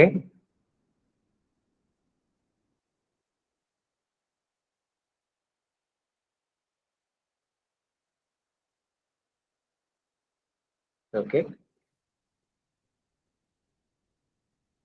Shafi B, very good. Answer B ആണ്. ഓക്കെ, എങ്ങനെ ബിയിലേക്ക് എത്തിയത്? Indian, okay, Sreekumar, very good, B. Indian constitution, Indian ഭരണഘടന പ്രകാരം സോഷ്യലിസം എന്താണെന്നാണ്. ഓക്കെ, നിങ്ങൾക്ക് സോഷ്യലിസം എന്താണെന്ന് അറിയണം. സോഷ്യലിസം മലയാളത്തിലെ സ്ഥിതി സമത്വം എന്നാണ്. സോഷ്യലിസം എന്താണെന്ന് അറിയണ്ട, എന്നാൽ ആലോചിച്ചാൽ മതി. ഒന്ന്, nationalisation of all means of production and abolition of private property. ഇന്ത്യയിലെ കാര്യം നിങ്ങൾ ആലോചിച്ചാൽ തന്നെ അറിയാം, ഇന്ത്യയിലെല്ലാം നാഷണലൈസ്ഡ് ആണോ? ഒന്ന് പഴയ കാര്യം നോക്കുകയാണെങ്കിൽ തന്നെ ഫുൾ നാഷണലൈസ്ഡ് ഒന്നല്ല. അതുപോലെ പ്രൈവറ്റ് പ്രോപ്പർട്ടി, ഇപ്പൊ നമുക്കൊക്കെ ലാൻഡ് ഇല്ലേ, ഇപ്പൊ നമ്മുടെയൊക്കെ പേരിൽ ലാൻഡ് ഉള്ള ആൾക്കാരായിരിക്കാം, നമുക്ക് പ്രൈവറ്റ് ആയിട്ട് ലാൻഡ് വാങ്ങാൻ പറ്റുന്നില്ലേ? അപ്പൊ ഇവിടെ ഓൾ എന്ന് പറയുമ്പോൾ തന്നെ എന്താണ്, ഇത് ഈ സ്റ്റേറ്റ്മെന്റ് വളരെ എക്സ്ട്രീം ആയ സ്റ്റേറ്റ്മെന്റാ. Nationalisation of all means of production and abolition of private property എന്ന് പറയുന്നത് തീരെ ലോജിക്കലെസ് ആയ ഒരു സ്റ്റേറ്റ്മെന്റ് ആണ്. പിന്നെ ഓൾറെഡി ഇറ്റ് കണ്ടെയ്ൻസ് റോട്ടനൊക്കെ ഇവിടെ ഇരിക്കുന്നുണ്ട്. So just eliminate the statement. 1 കളയാം, ഇതും പോയി. ഇനി നമുക്ക് 50% ചാൻസ് ആയി, കാരണം രണ്ടെണ്ണേ ബാക്കിയുള്ളൂ. ഒന്നുകിൽ 2 തെറ്റാവും അല്ലെങ്കിൽ ശരിയാവും. ഇത് വായിച്ചു വെക്കാം. Nationalisation of only major sectors of economy and make some sort of restriction on excise of private property. അപ്പൊ ഇത് നിങ്ങൾ ആലോചിക്കുകയാണെങ്കിൽ ഇവിടെ ഒരു ഓൺലി ഉള്ളത് കൊണ്ട് മാത്രം ഇത് തെറ്റാവുന്നില്ല. ഞാൻ നേരത്തെ പറഞ്ഞ ചില സ്റ്റേറ്റ്മെന്റ് മാറ്റം ഉണ്ടാവുന്ന nationalisation of only major sectors of economy. നിങ്ങൾ നോക്കുകയാണ്, അപ്പോൾ ചില സെക്ടേഴ്സ് മാത്രം, ചില പ്രധാനപ്പെട്ട മേഖലകൾ മാത്രം നാഷണലൈസ് ചെയ്യുക, അതേ ഗവൺമെന്റ് അണ്ടറിൽ വെക്കുക. പിന്നെ ചില പ്രൈവറ്റ് പ്രോപ്പർട്ടിയിൽ ചില റെസ്ട്രിക്ഷൻസ് വെക്കുക, സം സോർട്ട് ഓഫ് റെസ്ട്രിക്ഷൻ. ചെറിയ റെസ്ട്രിക്ഷൻസ് ഇല്ലേ, ഇപ്പൊ നമ്മൾ ഇപ്പൊ നോക്കുകയാണ്, ദേശീയപാതയ്ക്ക് വേണ്ടി സ്ഥലം ഏറ്റെടുക്കുകയാണ്. ആക്ച്വലി അത് ഗവൺമെന്റ് പറയാം, നമ്മളോട് ഓർഡർ ചെയ്യുന്ന ഒരു കാര്യമാണ്. ചില റെസ്ട്രിക്ഷൻസ് ഒക്കെ എന്നിട്ട് പ്രൈവറ്റ് പ്രോപ്പർട്ടിയുടെ കാര്യത്തിലുണ്ട്, ബട്ട് ഫുൾ റെസ്ട്രിക്ഷൻ ഇല്ല. നമുക്ക് വേണേൽ പ്രൈവറ്റ് പ്രോപ്പർട്ടി നമുക്ക് ഓൺ ചെയ്യാം, നമുക്ക് ലാൻഡ് വാങ്ങിക്കാം അല്ലെ. സം എന്ന് പറയുന്നത് എന്താണ്, ഒരു പോസിറ്റീവ് അല്ലെങ്കിൽ എന്താ ഒരു പോസിറ്റിവിറ്റി എൻഹാൻസർ അല്ലെങ്കിൽ ഒരു ബുൾസൈ എന്ന് വേണേൽ പറയാം. അതേസമയത്ത് ഇവിടെ റോട്ടനൊക്കെ ഉണ്ട്. പക്ഷെ ഈ സ്റ്റേറ്റ്മെന്റ് മൊത്തത്തിൽ നോക്കുമ്പോൾ എന്താണ്, ഇത് ലോജിക്കലി കറക്റ്റ് ആണ് അല്ലെ. പോരാത്തതിന് ഇവിടെ ഒരു ബുൾസൈ ഇവിടെ ഇരിക്കുന്നുണ്ട്, ഒരു പോസിബിലിറ്റി എൻഹാൻസർ ഇവിടെ ഉണ്ട്, പോസിബിലിറ്റി ശരിയാവാൻ സാധ്യതയല്ല. സോ ഈ സ്റ്റേറ്റ്മെന്റ് എന്താണ്, കറക്റ്റ് ആണ്. സോ ഓൺലി ബി ആണ് കറക്റ്റ് ആയിട്ട് ആൻസർ, ഓപ്ഷൻ ബി. ഓക്കെ, നിങ്ങൾ കുറച്ചുകൂടെ ഈ ഒരു ട്രാക്കിലേക്ക് വരുന്നുണ്ട് മനസ്സിലാവുന്നുണ്ട്, കാരണം നിങ്ങൾക്ക് കിട്ടുന്നുണ്ട് ബി. കുറെ ആൾക്കാർ ആൻസർ പറഞ്ഞിട്ട്, very good. So second statement correct ആണ്. Answer is option B, only second. Okay, yes. Degree prelims stage 3 2022 ചോദ്യം. അടുത്ത ചോദ്യം.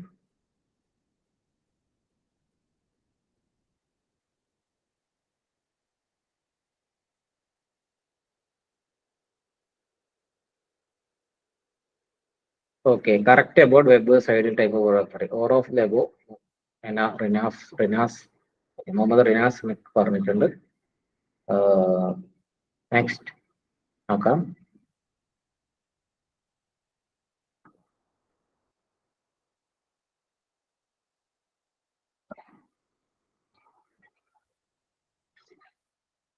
ബാക്കി ആൻസേഴ്സ് നോക്കാം.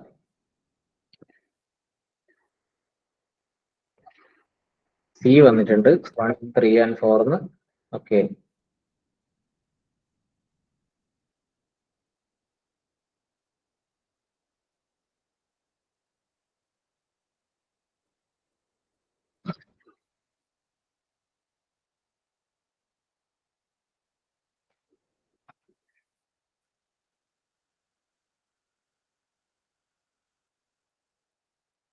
ഓക്കെ, നമുക്കൊരു രണ്ട് മൂന്ന് ആൻസർ കൂടെ നമുക്ക് വേണ്ടതാണ്. Okay, Sreekumar, very good. C വന്നിട്ടുണ്ട്.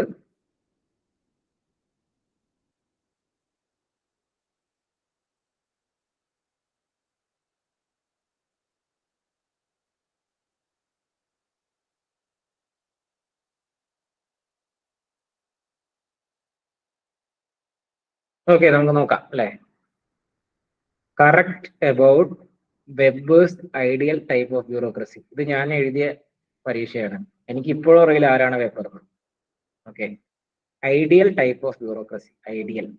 ഓക്കെ, ഒരു ബ്യൂറോക്രസി എന്ന് പറഞ്ഞാൽ ഉദ്യോഗസ്ഥ വൃന്ദത്തിന്റെ ഏറ്റവും ഐഡിയൽ, ഏറ്റവും ഉദാത്തമായ ടൈപ്പ് എന്ന് പറയുന്നത് എന്താണെന്ന് ചോദിച്ചത്. First, division of labour, extensive paper work, well defined authority or hierarchy. ഇത് കാണുമ്പോൾ നമുക്കറിയാം എന്താണ് ഇത് ഉണ്ടാവാൻ സാധ്യതയുണ്ട്. ഒരു ഡിഫറെന്റ് ആയ ഒരു അതോറിറ്റി ഓർ ഹൈറാർക്കി ഉണ്ട് അല്ലെ. ഒരു ശ്രേണീപരമായ സംഘാടനം എന്ന് അതിന് മലയാളത്തിൽ പറയാം. നമുക്കറിയാമല്ലോ, ഒരു ഹെഡ് ഓഫീസിൽ ഒരു ഹെഡ് ഉണ്ടാവും, അതിന്റെ അടിയിൽ അസിസ്റ്റന്റുമാരുണ്ടാവും, പിന്നെ ക്ലർക്കുമാരുണ്ടാവും. ആ രീതിയിലാണ് പോകുന്നത്. ഇത് ഉണ്ടാവാനുള്ള സാധ്യതയുണ്ട്. ഇതൊന്നും അറിയില്ലെങ്കിലും ഇവിടെ നോക്കുക, എക്സ്റ്റൻസീവ് പേപ്പർ വർക്ക്. ഒരു ഐഡിയൽ ബ്യൂറോക്രസിയിൽ എക്സ്റ്റൻസീവ് പേപ്പർ വർക്ക്, എല്ലാം എക്സ്റ്റൻസീവ് ആയിട്ട് പേപ്പറിനകത്ത് തുടങ്ങും. ഇനി ഈ ഒരു വാക്കിനെ നോക്കുക, എക്സ്റ്റൻസീവ്, എല്ലാം പേപ്പർ വർക്കിലൂടെ പോകണം, അല്ലെ എക്സ്റ്റൻസീവ് ആയിട്ട് പേപ്പർ വർക്കിലൂടെ പോകണം എന്ന് വിചാരിക്കുമോ? അതാണ് ഈ പറയുന്നത് എക്സ്റ്റൻസീവ് പേപ്പർ വർക്ക്. എന്താണ് ഇത്? തെറ്റാണ്. എക്സ്റ്റൻസീവ് പേപ്പർ വർക്ക് എന്ന് പറയുന്ന ഒരു ഭാഗം വരില്ല. ഇതൊരു ഇതൊരു റോട്ടനക്കാണ്. നോ ഡൗട്ട്, പറയാമല്ലേ, ഇത് റോട്ടനക്കാണ്. എക്സ്റ്റൻസീവ്, നിങ്ങൾ ആ ലോജിക്കലി കൂടെ ആലോചിക്കുക. ഐഡിയൽ ടൈപ്പ് ഓഫ് ബ്യൂറോക്രസിയിൽ എക്സ്റ്റൻസീവ് പേപ്പർ, എല്ലാം പേപ്പർ വർക്ക് ത്രൂ ചെയ്യണമെന്നുണ്ടോ? അപ്പം നോക്കുക, അപ്പം അമേരിക്ക പോലുള്ള സ്ഥലങ്ങളിൽ ഫുൾ പേപ്പർ വർക്ക് വളരെ കുറവാണ്, എല്ലാം ലാപ്ടോപ്പിൽ കാര്യങ്ങളാണ്. ഇപ്പം നമ്മുടെ കേരള ഗവൺമെന്റ് തന്നെ ഇ ഫയലിംഗ് ഒക്കെ തുടങ്ങി കഴിഞ്ഞു. സോ ഈ എക്സ്റ്റൻസീവ് പേപ്പർ വർക്ക് എന്ന് പറയുന്നത് ഐഡിയൽ ബ്യൂറോക്രസിയിൽ ആഡ് ചെയ്യപ്പെടേണ്ട ഒരു കാര്യമല്ല. And we found a rotten egg here. Eliminate statement 2 or option 2. Option 2 പോകുമ്പോൾ ഈ രണ്ടുള്ളത് ഇവിടെ പോയി, ഓൾ ഓഫ് ദ ബോ, ഇതിൽ രണ്ടുണ്ടല്ലോ, ഓൾ ഓഫ് ദ ബോ പോയി. So answer is C, only 1, 3 and 4. കുറെ സി വന്നിട്ടുണ്ട്. So only 1, 3 and 4 answer. Okay, ഇങ്ങനെയാണ് നമ്മളിത് ചെയ്യാം. നമുക്ക് കുറച്ച് സ്പീഡിൽ പോവാം അല്ലെ. ഓക്കെ, ഇത് നോക്കോളൂ, കുറച്ച് സ്പീഡിൽ പോകട്ടോ. ഞാൻ ഈ സ്ലൈഡ്സ്, ഞാനിത് എല്ലാ ക്വസ്റ്റ്യനും നിങ്ങൾ സോൾവ് ചെയ്യണമെന്ന് വിചാരിച്ചിട്ടുണ്ടായിരുന്നു. നമുക്ക് ടൈം വളരെ കുറവാണ്. നമുക്ക് എല്ലാ ടൈപ്പും ഉണ്ട്. ഇത് കഴിഞ്ഞ അടുത്തൊരു സെഗ്മെന്റ് ഉണ്ട്, രണ്ട് സെഗ്മെന്റ്സ് കൂടെ ഉണ്ട്. നമുക്ക് തിരിച്ച് വീട്ടിൽ പോവാം. നമുക്ക് എന്തായാലും ഒരു 9:30 ഒക്കെ 9:15, 9:20 നമുക്ക് അവസാനിപ്പിക്കണം. ഓക്കെ, വേഗം.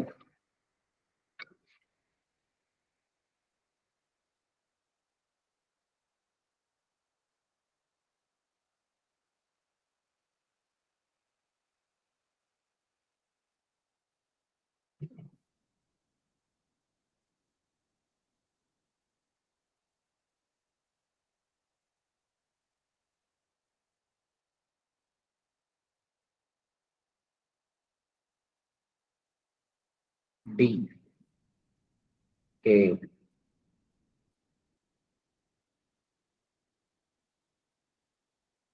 ഡി എടുത്തതിൽ തെറ്റൊന്നുമില്ല എന്ന് പറഞ്ഞാൽ വരാം. B. Okay, B Vishnu, B. Okay, okay, DPSP വളരെ പ്രധാനപ്പെട്ട ഒരു കാര്യമാണ് നമ്മുടെ കോൺസ്റ്റിറ്റ്യൂഷന്റെ. Idea was borrowed from British constitution. Actually idea was borrowed from Irish constitution. Ireland ആണ്. അത് ഫാക്റ്റ് ആണ്, നമുക്ക് അറിയില്ലേ വേണ്ട. പോട്ടെ. അടുത്തത് some ideas are reflection of Gandhian principles. Some ideas are reflection of Gandhian. Some confirm, അതാണ്. രണ്ട് കൺഫേം ആണ് തീർച്ചയായിട്ടും. സോ രണ്ടില്ലാത്തത് നമ്മൾ ഇത് ആദ്യം കളഞ്ഞു. ഇനി നമുക്ക് ആകെ നോക്കേണ്ട എന്താ, ഒന്ന് ശരിയാണെന്നുണ്ട്, ഒന്ന് തെറ്റാണെന്ന് ഓൾറെഡി അറിഞ്ഞു കഴിഞ്ഞാൽ നമുക്ക് ഇത് വെട്ടിക്കളയാം. ഓക്കെ, അത് പറയില്ല. ഓക്കെ, ഇനി അടുത്തത് is a yard stick to measure performance of government. ഇത് ഉണ്ടാവുമോ? ഓൾറെഡി നമുക്കറിയാം 2 and 3 ആണുള്ളത്, പിന്നെ 2, 3, 4 ആണുള്ളത്. ഓക്കെ, അപ്പോൾ 2 and 3 ഉണ്ട്, 2, 3, 4 ഉണ്ട്. പിന്നെ ഇറ്റ് സബ്ജക്റ്റഡ് ടു അമെൻമെന്റ് and also beyond judicial review. ഇവിടെ ഞാൻ വേറൊരു കൺസെപ്റ്റ് കൂടെ നിങ്ങളെ മനസ്സിലാക്കാൻ വേണ്ടി ആഗ്രഹിക്കുകയാണ്. ഇറ്റ് ഈസ് സബ്ജക്റ്റഡ് ടു അമെൻമെന്റ് and also beyond judicial review. And വെച്ച് നമ്മൾ അല്ലെങ്കിൽ കോമ വെച്ചിട്ട് 2 or 3 സെന്റൻസുകൾ അല്ലെങ്കിൽ 2 or 3 ഫാക്ടുകൾ കണക്ട് ചെയ്യുന്ന സമയത്ത് ഇതിൽ ഏതെങ്കിലും ഒരു ഭാഗം തെറ്റാവാൻ സാധ്യതയുണ്ട്. കാരണം എന്താ, ഒരു ചോദ്യകർത്താവിന് എളുപ്പത്തിൽ ഇതിൽ ഏതെങ്കിലും ഒന്നും കൂടെ തെറ്റായിട്ട് കൊടുക്കാം. ഓക്കെ, അപ്പൊ ഇന്ത്യ, ഉദാഹരണത്തിന് ഞാൻ പറയാം, India is 7th largest country of the world and 2nd largest in terms of population and 3rd in GDP. ഇങ്ങനെ ചോദ്യമില്ല. നോക്കുമ്പോൾ ഇവിടെ 3 ഫാക്ടുകളെ കണക്ട് ചെയ്യുന്നത്. 7th ലാർജസ്റ്റ് കൺട്രി ആണ്, 2nd ലാർജസ്റ്റ് പോപ്പുലേഷൻ ആണ്, അതുപോലെ GDPയുടെ കാര്യത്തിൽ 3ാം സ്ഥാനത്താണ്. ആക്ച്വലി എന്താ, ഇവിടെ 3 ഫാക്ടുകൾ കണക്ട് ചെയ്യാം. അപ്പൊ ഈ ചോദ്യകർത്താവിന്, ചോദ്യം ഉണ്ടാക്കുന്ന ആൾക്കാർക്ക് വേണം എന്ത് ചെയ്യാം, ഇതിൽ ഏതെങ്കിലും ഒരു സ്റ്റേറ്റ്മെന്റ് തെറ്റിക്കാനുള്ള സാധ്യത, അല്ലെങ്കിൽ ഏതെങ്കിലും സ്റ്റേറ്റ്മെന്റ് തെറ്റായിട്ട് കൊടുക്കാനോ. നിങ്ങളാണ് ചോദ്യം ഉണ്ടാക്കുന്നത്, നിങ്ങൾ വിചാരിക്കും ഓക്കെ ഇത്ര വലിയൊരു സ്റ്റേറ്റ്മെന്റ് കൊടുക്കുക, അതിൽ ഏതെങ്കിലും തെറ്റായിട്ട് കൊടുക്കാമെന്ന് വിചാരിക്കുക.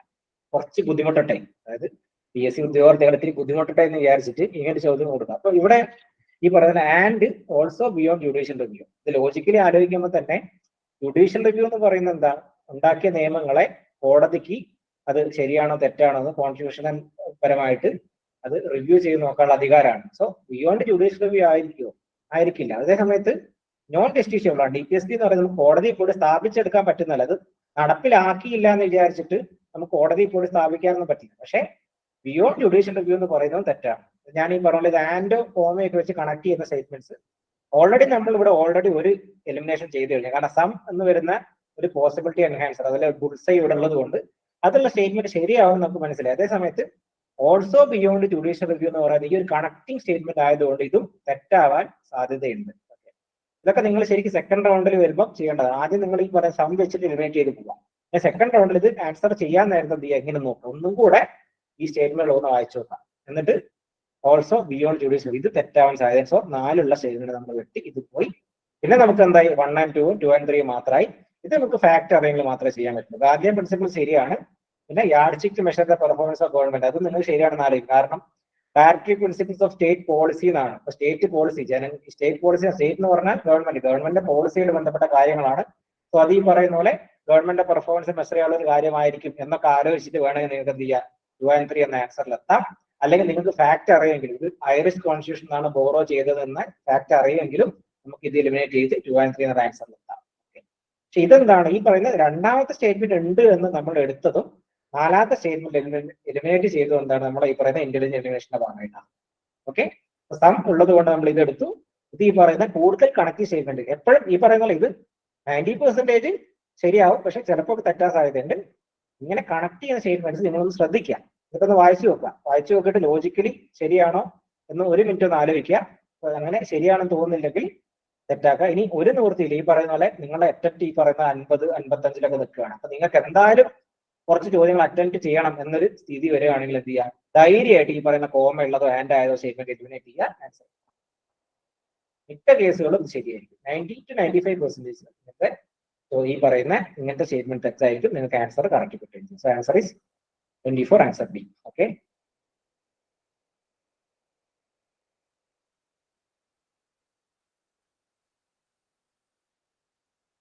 ഇത് വളരെ സിമ്പിൾ ആയിട്ടുള്ള ചോദ്യമാണ്.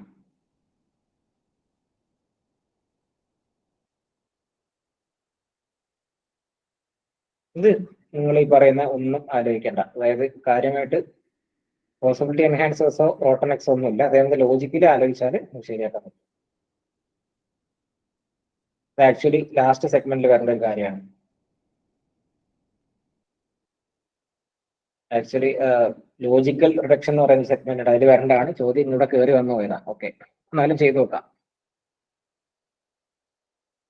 ഞാൻ പറയാം, കാരണം ഇനി ചോദ്യങ്ങൾ വരും. ഒന്ന്, product manufacture shall be liable. Consumer protection act പ്രകാരം product manufacture shall be liable in product liability action. അതായത് ഒരു കൺസ്യൂമർ പ്രൊട്ടക്ഷൻ ആക്ട് പ്രകാരം ഒരു പ്രൊഡക്റ്റ് മാനുഫാക്ചർ ചെയ്ത ആള് എന്തൊക്കെ കാര്യത്തിന് വിധേയനെങ്കിൽ എന്തൊക്കെ കാര്യത്തിന് ഉത്തരവാദിത്തപ്പെട്ട ആളാണെന്ന് ഉദ്ദേശിച്ചത്. അതായത് ഇത് അയാൾക്ക് ആക്ഷൻ കിട്ടും, പ്രൊഡക്റ്റ് ലയബിലിറ്റി ആക്ഷൻ. അവർക്കൊരു ലയബിലിറ്റി ആക്ഷൻ കിട്ടും. എങ്ങനെയാണെങ്കിൽ product contains a manufacture defect, manufacturing defect, അത് ഉണ്ടാക്കുന്ന ഒരു ഭാഗമായിട്ട് ഒരു ഡിഫക്റ്റ് ഉണ്ടെങ്കിൽ ഉണ്ട്. ഇനി അടുത്ത, product is defective in design, there is a deviation from manufacturing specification. അതിൽ പറഞ്ഞിരിക്കുന്ന സ്പെസിഫിക്കേഷൻ അല്ല ഉണ്ടാക്കിയിരിക്കുന്നത്. Product does not confirm express warranty. So നമ്മൾ വിശ്വസിച്ച് ഒരു ബയ്യറെ കയ്യിൽ നിന്ന് പ്രൊഡക്റ്റ് വാങ്ങുന്നു. സോ അതിൽ നമ്മൾ ഉദ്ദേശിച്ച വാറണ്ടി ഇല്ല, അല്ലെങ്കിൽ നമ്മൾ ഉദ്ദേശിച്ച പോലെ അത് വന്നിട്ടില്ല, നമ്മൾ ഉദ്ദേശിച്ച ഡിസൈനിലുള്ളത്, അല്ലെങ്കിൽ അതിൽ പറഞ്ഞിരിക്കുന്ന പോലെ അല്ല അത് ഉണ്ടാക്കിയിരിക്കുന്നത്. ഇങ്ങനെയൊക്കെ ആണെങ്കിൽ അത് നമ്മളെ വിഷമിപ്പിക്കുന്ന ഒരു കാര്യമല്ലേ. നമ്മുടെ റൈറ്റ് എന്താണ്? നല്ല പ്രൊഡക്റ്റ് കിട്ടുക എന്നുള്ള റൈറ്റ് ആണ്. സോ സ്വാഭാവികമായിട്ടും ഈ പറയുന്ന എല്ലാ കാര്യത്തിനും ഞാൻ ഈ പറയുന്ന മാനുഫാക്ചർ ചെയ്ത ആള് അല്ലെങ്കിൽ ഈ ബയ്യർ എന്ത് ചെയ്യണം? നിയമം നടപടി സ്വീകരിക്കും, അല്ലെങ്കിൽ അവിടെ ലയബിൾ ആണ്, ലയബിലിറ്റി ആക്ഷൻ അയാൾ വിധേയമാകണം. ഓക്കെ, സോ ഓപ്ഷൻ ഡി ആണ് വരുന്നത്. ആ വാറണ്ടി ഇൻക്ലൂഡ് ആണ്. എക്സ്പ്രസ് വാറണ്ടി കൊടുത്തില്ലെങ്കിൽ വാറണ്ടി ഇൻക്ലൂഡ് ആണ്. അത് എക്സ്പ്രസ് വാറണ്ടി എന്നാ പറയുക, അതിൽ പറഞ്ഞിരിക്കുന്ന വാറണ്ടി കൺഫേം ചെയ്യുന്നില്ല അങ്ങനെയാണെങ്കിൽ. ഓക്കെ, ഇനി ഈ പറയുന്ന ഞാൻ നേരെ അതിൽ അവസാനം പറഞ്ഞിട്ടുള്ള ഒരു സ്റ്റേറ്റ്മെന്റ്, ഇതെന്ന് പറയുന്നത് നേരത്തെ പറഞ്ഞോളൂ, ഈ പോസിറ്റീവ് സെന്റൻസുമായിട്ട് ബന്ധപ്പെട്ടുള്ള ഒരു ചോദ്യമാണ്. ഇതൊക്കെ നോക്കൂ, അല്ല പോസിറ്റീവ് സെന്റൻസുകൾ ശരിയാവാൻ സാധ്യതയുണ്ട്. അതേപോലെ അപ്ലിക്കേഷൻസ് ആണെങ്കിൽ എല്ലാ സ്റ്റേറ്റ്മെന്റ്സും ശരിയാവാൻ സാധ്യതയുണ്ട്. അങ്ങനത്തെ സംഭവമാണ് അപ്ലിക്കേഷൻസ്, ഇംപ്ലിക്കേഷൻസ് ഇതൊക്കെ വരികയാണെങ്കിൽ. അപ്ലിക്കേഷൻസ് നോക്കൂട്ടോ, വളരെ സിമ്പിൾ ആണ്. ന്യൂ എക്കണോമിക് റിഫോംസ് ആയിട്ട് ബന്ധപ്പെട്ടുള്ള സ്റ്റേറ്റ്മെന്റ്സ് ആണ് നോക്കുന്നത്.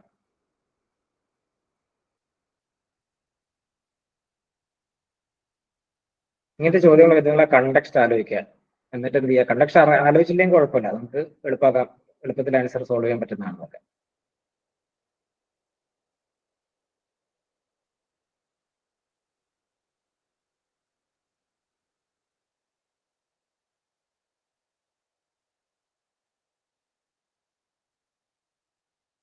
ഒരു 2-3 ആൻസർ പറഞ്ഞിട്ട് മുന്നോട്ട് പോവാം. ഓക്കെ, ഡി, റിനാസിന്റെ ഒക്കെ ഡി വന്നു. ബാക്കി എല്ലാവരും ഇവിടെ പോയി? വിഷ്ണു, ശ്രീകുമാർ, യാസിർ ഒക്കെ ഇവിടെ പോയി? വർദ്ധ എവിടെ പോയി?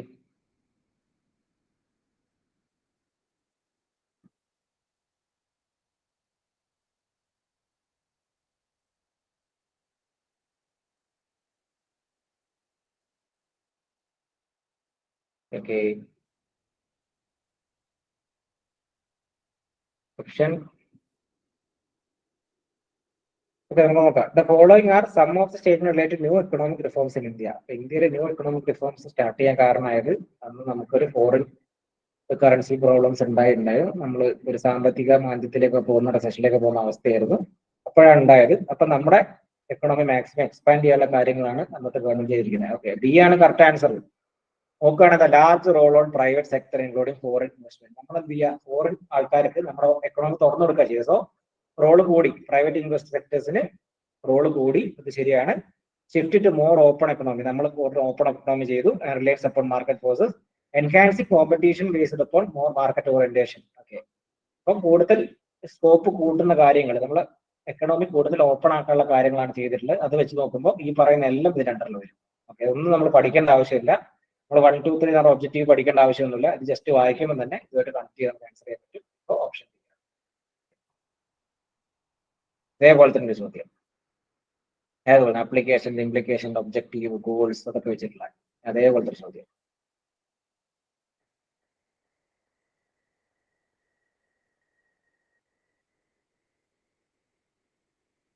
നേരത്തെ പോലെ തന്നെ, അധികം ആലോചിക്കണ്ട, വേഗം വരട്ടെ answer.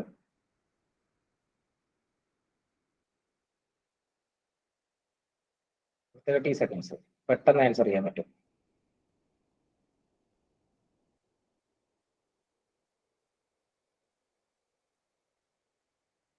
All of the above, only 1 and 2.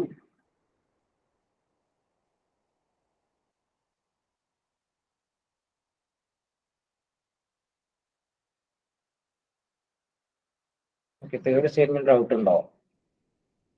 Answer all of the above ആണ്. ആ തേർഡ് സ്റ്റേറ്റ്മെന്റ് ഡൗട്ട് ഉണ്ട്. To facilitate external trade and payment and promote orderly development and maintenance of foreign exchange market in India. Actually ശരിയാണ്. നമുക്ക് foreign exchange market regulate ചെയ്യാൻ വേണ്ടി സെബി എന്ന് പറയുന്ന ഒരു ബോഡി ഉണ്ട്. പക്ഷെ ഈ പറയുന്ന കാര്യങ്ങളെല്ലാം മെയിൻറ്റെയിൻ ചെയ്യുന്നത് എക്സ്റ്റേണൽ ട്രേഡ് ഫെസിലിറ്റേറ്റ് ചെയ്യുന്നു, അതുപോലെ എക്കണോമിയായിട്ട് ബന്ധപ്പെട്ട കാര്യങ്ങൾ ചെയ്യുന്നു, ഒക്കെ ആർ ബിയുടെ ഒരു ഭാഗമായിട്ട് വരും. ആർ ബി എന്ന് പറയുന്നത് സ്ട്രേറ്റ് ആയിട്ട് അവർ ചെയ്യുന്ന റോള് മാത്രമല്ല, അവരുടെ ഓവറോൾ ഇമ്പാക്ട് അല്ലെ എഫക്ട് എന്ന് പറയുന്നത് അതിൽ വരും. അപ്പോൾ ഇത് ഓൾറെഡി എല്ലാം നമ്മുടെ ഫംഗ്ഷൻ ആയിട്ട് വരും. Objective of growth, protect deposit interest and provides cost-effective banking service to public and facilitate external trade. അത് നമ്മുടെ ഇൻഫ്ലേഷനും എക്സ്റ്റേണൽ ട്രേഡും ഒക്കെ ആയിട്ട് നല്ല ഭാഗങ്ങളുള്ളതാണ്. യെസ്, സോ ആൻസർ എന്താണ്? ഓൾ ഓഫ് ദ അബോവ് ആണ്. ഇപ്പൊ നിങ്ങൾക്ക് ഈ പറയുന്ന ഒരു ടെക്നിക്ക് പിടികിട്ടിയില്ല ഏകദേശം അല്ലേ? ടെക്നിക്ക് പിടികിട്ടിയിട്ടുണ്ടെങ്കിൽ കമന്റ് ബോക്സിൽ ഒന്ന്, ചാറ്റ് ബോക്സിൽ ഓക്കെ മനസ്സിലായി എന്ന് പറയാം. ഇല്ലെങ്കിൽ കുറച്ച് ചോദ്യങ്ങളോട് ഈ സെഗ്മെന്റിൽ പോവാം. ഇതിന്റെ അടുത്ത സെഗ്മെന്റിൽ നമുക്ക് മൂവ് ചെയ്യാം. അതുകൊണ്ടാണ് സംഭവം മനസ്സിലായില്ല ഏകദേശം. യെസ്, റിനാസിന് മനസ്സിലായി. എല്ലാവർക്കും മനസ്സിലായിട്ടുണ്ടെങ്കിൽ നമുക്ക് ഇത് അടുത്ത സെഗ്മെന്റിൽ നമുക്ക് പോകാവുന്നതാണ്. Yeah, okay, very good, very good. ഇനിയും ഈ സെഗ്മെന്റ് ഈ ടൈപ്പ് ചോദ്യങ്ങൾ നമ്മുടെ കയ്യിലുണ്ട്. ഇതാണ് കേട്ടോ, Kerala not a power of Kerala state information commission എന്ന് പറയുന്നത്. ഇതൊക്കെ സിമ്പിൾ ആയിട്ട് നോക്കുന്നതാണ്. കുറച്ച് സ്റ്റേറ്റ്മെന്റ് ഇതേപോലെ കാര്യങ്ങളുണ്ട്. ബെറ്റർ സ്റ്റോക്ക്, ഇങ്ങനത്തെ ചോദ്യങ്ങളൊക്കെ ഉണ്ട്. ഇത് മെയിൻസ് ചോദ്യങ്ങളാണ്. ഇവിടെയൊക്കെ ആണ് മോസ്റ്റ്ലി ഇവിടെ ഉണ്ട്. Usually market, usually it is much low, ഇങ്ങനത്തെ കാര്യങ്ങൾ യൂഷ്വലി എന്നൊക്കെ പറഞ്ഞാൽ കണ്ടുപിടിക്കാവുന്ന കുറച്ച് ചോദ്യങ്ങൾ ഇതിൽ ആഡ് ചെയ്തിട്ടുണ്ട്. ഇത് ഞാൻ എന്ത് ചെയ്യാം, ഈ സ്ലൈഡ് ഷെയർ ചെയ്യുമ്പോൾ നിങ്ങൾ അതിന് ആൻസർ കണ്ടുപിടിക്കാൻ പറ്റും. ഓക്കെ, കുറച്ച് ചോദ്യങ്ങളൊക്കെ ഉണ്ട്. ഇതേപോലെ കൺസ്യൂമർ പ്രൊട്ടക്ഷൻ ആൻഡ് ചോദ്യം വീണ്ടും വന്ന്. ഓക്കെ, അതേപോലെ തന്നെ നേരത്തെ അതേ ചോദ്യമാണ്. ഫോൾസ് ഗ്യാരണ്ടി, ഗ്യാരണ്ടിയുടെ കാര്യം നേരെ ചോദിച്ചില്ല. ഫോൾസ് വാറണ്ടിയുടെ does not delivery the important product, നേരത്തെ അതേ ചോദ്യം തന്നെയാണ്. ഇങ്ങനത്തെ അഡ്വർടൈസ്മെന്റ് ആയിട്ട് ബന്ധപ്പെട്ട ചോദ്യമാണ് വന്നിരിക്കുന്നത്. അഡ്വർടൈസ്മെന്റ് എന്തൊക്കെ ആണെങ്കിൽ തെറ്റ് വരാനുള്ള രീതിയിൽ അങ്ങനെ ചോദ്യം വന്നിട്ട്, ഇതൊക്കെ നേരത്തെ അതേ ചോദ്യമാണ്, അതേ പാറ്റേണിലുള്ള ചോദ്യങ്ങളാണ്. ഇത്തരം ചോദ്യങ്ങൾ കാണുന്നതിന് അറിയാം മിക്കവാറും ഓൾ ഓഫ് ദ അബോവ് വരാൻ സാധ്യതയുണ്ട്. ഓക്കെ, അങ്ങനെ ചോദ്യങ്ങളാണ് വന്നിട്ടുള്ളത്. ഇത്രയും കുറച്ച് ചോദ്യങ്ങൾ ഇതിനകത്തുണ്ട്. ഞാൻ സ്ലൈഡ് ഷെയർ ചെയ്യുമ്പോൾ നോക്കിയാണ്. നമ്മൾ അടുത്ത സെഗ്മെന്റിലേക്ക് നമ്മൾ പോവുകയാണ്. അടുത്ത സെഗ്മെന്റിലേക്ക് ചെറിയ സെഗ്മെന്റ് ആണ്. ഇപ്പൊ പേരിൽ നമ്മൾ പറയുന്ന പോലെ തന്നെ ഈ സെഗ്മെന്റ് പേരെന്താണ്? ലിംഗ്വിസ്റ്റിക് ഡിഡക്ഷൻ, അഥവാ ലാംഗ്വേജ് വെച്ചിട്ട് അതിൽ പറഞ്ഞിരിക്കുന്ന വാക്കുകൾ വെച്ചിട്ട് നമ്മൾ കളിക്കാൻ പോവാം, ഭാഷ വെച്ചിട്ട്.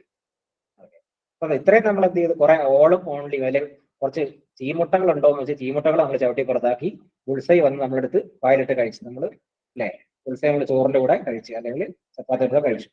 ഇനി നമ്മൾ ചെയ്യാൻ പോകുന്നത് ലിംഗ്വിസ്റ്റിക് ഡിഡക്ഷൻ ആണ്. അതായത് കുറച്ച് ലാംഗ്വേജ് നോക്കിയിട്ട് നമ്മൾ ഇതിനെ പുറത്താക്കുക. നമ്മൾ ലാംഗ്വേജ് നോക്കുക. ഇത് ഞാൻ പ്രത്യേകം പറയാം, ഡോണ്ട് ഓവർ തിങ്ക്, അധികം ആലോചിക്കരുത്, അധികം ആലോചിച്ച് ഉള്ളോട്ട് കയറാൻ നിൽക്കരുത്. എന്താണോ അതിനകത്ത് പറയുന്നത് ലാംഗ്വേജ് ആയിട്ട് ബന്ധപ്പെട്ട് കണക്ട് ചെയ്യുന്നത് അതെന്താന്ന് ആൻസർ ചെയ്യുക. അതേപോലെ അതിന്റെ മീനിങ് കണ്ടുപിടിക്കുക, ആൻസർ ചെയ്യുക. ചോദ്യങ്ങൾ ചെയ്യുമ്പോൾ കറക്റ്റായിട്ട് മനസ്സിലാവും. ഇതാണ് ഫസ്റ്റ് ചോദ്യം. അച്ഛൻ ഗ്രേഡ് 2 LD കാർക്ക് ജൂനിയർ എംപ്ലോയ്മെന്റ് ഓഫീസർ ഡിഗ്രി മെയിൻസിൽ ചോദിച്ചിട്ടുണ്ട്. ഭൂമിക ഈസ്, ഭൂമിക, ഈ വാക്കിൽ നിങ്ങൾ ശ്രദ്ധിക്കുക. ഭൂമിക എന്ന് പറയുന്നത് എന്താണ്? ഭൂമിക ഒന്ന് ട്രൈ ചെയ്യാൻ പറ്റുമോ നോക്ക്, ആൻസർ വരുമോ നോക്ക്. ഭൂമിക,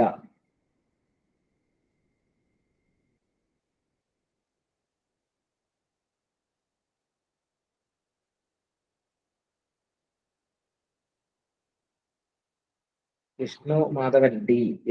ഓക്കെ, ആൻസർ വന്നിട്ടുണ്ട്. ഭൂമിക.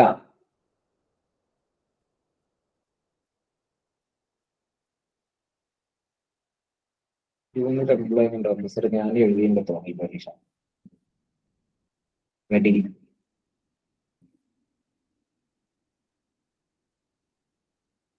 Okay, D D D. Okay, answer വരുന്നുണ്ട്, ഡി ആണ്. ഇതിൽ നിങ്ങൾ നോക്കുകയാണെങ്കിൽ ഓക്കെ, എയും വരാൻ സാധ്യതയുണ്ട്. ഞാൻ പറയാം അതിന്റെ കാരണം എന്താണ്. ഓക്കെ, നല്ലൊരു അറ്റംപ്റ്റ് ആയിരുന്നു ഷാഫി, വെരി ഗുഡ്. ഭൂമിക എന്ന് പറയുന്നത് ആ പേര് തന്നെ നോക്കാം, bhumi related to bhumi, something related to geo. Okay, അതുമായിട്ട് ബന്ധപ്പെട്ട ഒരു ചോദ്യമാണ്. ഇത് ഡിലീറ്റ് ചെയ്തില്ലല്ലോ. ഡിലീറ്റ് ചെയ്തിട്ടുണ്ടോ ഈ ചോദ്യം? ഇതല്ലല്ലോ ഡിലീറ്റ് ചെയ്തത്, വേറൊരു ചോദ്യം ഉണ്ടായിരുന്നു. എന്റെ ഓർമ്മ ശരിയാണ്, വേറൊരു ചോദ്യം, ഇതേപോലെ ഒരു ചോദ്യം വേറെ ഉണ്ടായിരുന്നു. ഇപ്പൊ ഭൂമിക എന്ന് പറയുന്നത് എന്താ? നമുക്ക് ഈ രണ്ട് സ്റ്റേറ്റ്മെന്റ് എടുത്ത് കളയാം. ഒന്ന്, സംതിങ് റിലേറ്റഡ് ടു ഭൂമിയാണ്, അല്ലെങ്കിൽ ജിയോളജി, ജോഗ്രഫി, അതുമായിട്ട് ബന്ധപ്പെട്ട ഒരു കാര്യമാണെന്ന് നമുക്ക് മനസ്സിലാവും അല്ലേ. സോ ഇതും നമുക്ക് ഡിലീറ്റ് ചെയ്യാൻ പറ്റും. കാരണം എന്താ? സ്പീഡി റിക്കവറി ഓഫ് ടാക്സ് അല്ല, ടാക്സ് റിക്കവർ ചെയ്യുന്ന ചോദ്യമല്ല എന്ന് പറയുന്നത്. ഇനി GA support system survey in western ഗാർഡ്സിൽ സർവേ ചെയ്യാനുള്ള ഒരു പരിപാടി കാര്യങ്ങളല്ല. അപ്പൊ പിന്നെ ആകെ സാധ്യതകൾ എന്താണ്? എ ഓർ ബി, ഇതിൽ രണ്ടിൽ ഒന്നിൽ നമ്മൾ അതാണ് ആൻസർ. മേ ബി ഇത് റവന്യൂ അഡ്മിനിസ്ട്രേഷന്റെ, അതായത് റവന്യൂ എന്ന് പറയുന്നത് അറിയാം, റവന്യൂ ഭൂമിയും റവന്യൂയിട്ട് ബന്ധപ്പെട്ട അങ്ങനത്തെ കാര്യമായിരിക്കാം, അല്ലെങ്കിൽ ഇതായിരിക്കാം, ഇത് രണ്ടും ഉത്തമമാണ്. ഓക്കെ, അപ്പൊ എനിക്ക് ഡിലേറ്റഡ് ആണ്, പക്ഷെ ആൻസർ ഇവിടെ ഡി ആണ് ആക്ച്വലി. ഓക്കെ, ഞാൻ ചെക്ക് ചെയ്തിട്ടുണ്ടായിരുന്നത്, ആൻസർ ഡി ആണ്. ഓക്കെ, അങ്ങനെയാണ് ഇതിന്റെ ആൻസർ വരിക. നമുക്ക് അടുത്തൊരു ചോദ്യം നോക്കാം. Motto of Kerala disaster management authority, സംസ്ഥാന ദുരന്ത നിവാരണ അതോറിറ്റിയുടെ മോട്ടോ ആണ്. മോട്ടോ എന്ന് പറഞ്ഞാൽ എന്താ? ആപ്തവാക്യം. ആപ്തവാക്യം.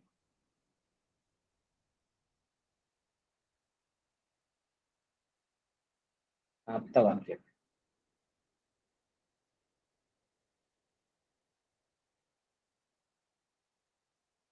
Very good Yasar, very good, very good.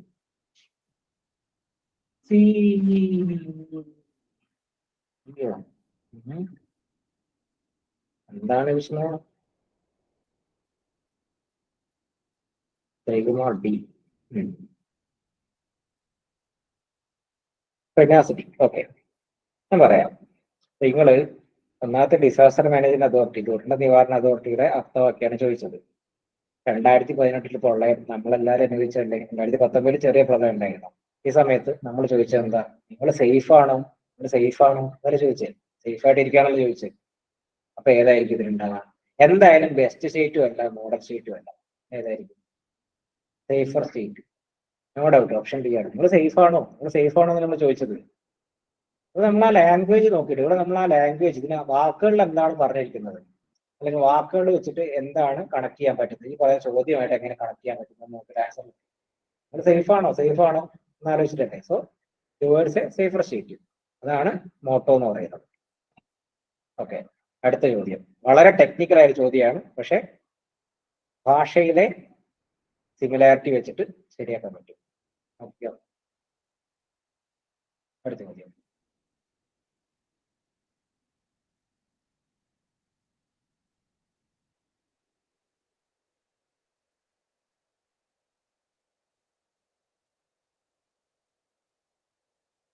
Isohalones are lines joining the places having. This is actually very technical. Geography വളരെ ടെക്നിക്കൽ ആയ ഒരു ചോദ്യമാണത്. ആൻസർ വന്നു.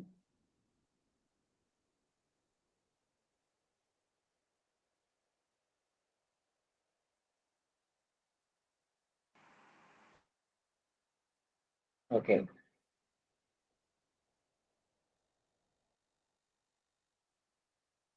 ഫിനാസിന്റെ ആൻസർ വന്നു. Isohalines, halines B. Okay, very good Yasar. Simple, answer correct ആണ്, salinity ആണ്. Isohalines, salinity, halines. Sunlight seismic phase cloud കവർന്നൊന്നുമല്ല, സലൈനാണ് ഹാലൈൻസ്. ഓക്കെ, സലൈനിറ്റി ആണ് ആൻസർ. അതായത് ഒരേ ലവണത്വമുള്ള, ഒരേ ഉപ്പിന്റെ അളവാണ് ലവണത്വം എന്ന് പറയുന്നത്, സോൾട്ടിന്റെ അളവ്. ഒരേ ലവണത്വമുള്ള സ്ഥലങ്ങളെ തമ്മിൽ കണക്ട് ചെയ്ത് വരയ്ക്കുന്ന, സമുദ്രത്തിൽ കണക്ട് ചെയ്ത് വരയ്ക്കുന്ന ലൈൻസിനെയാണ് ഐസോഹാലൈൻസ് എന്ന് പറയുന്നത്. ഐസോഹാലൈൻസ്, സലൈൻ. ഐസോത്തേം ഒക്കെ പഠിച്ചില്ല, ഐസോത്തേം ഐസോബാർ. ഇതും വളരെ ടെക്നിക്കലായ എക്കണോമിയിലെ ചോദ്യം നമ്മൾ സിംപിളി ലാംഗ്വേജിന്റെ അർത്ഥം വെച്ചിട്ട് സോൾവ് ചെയ്യണം. Passive ones,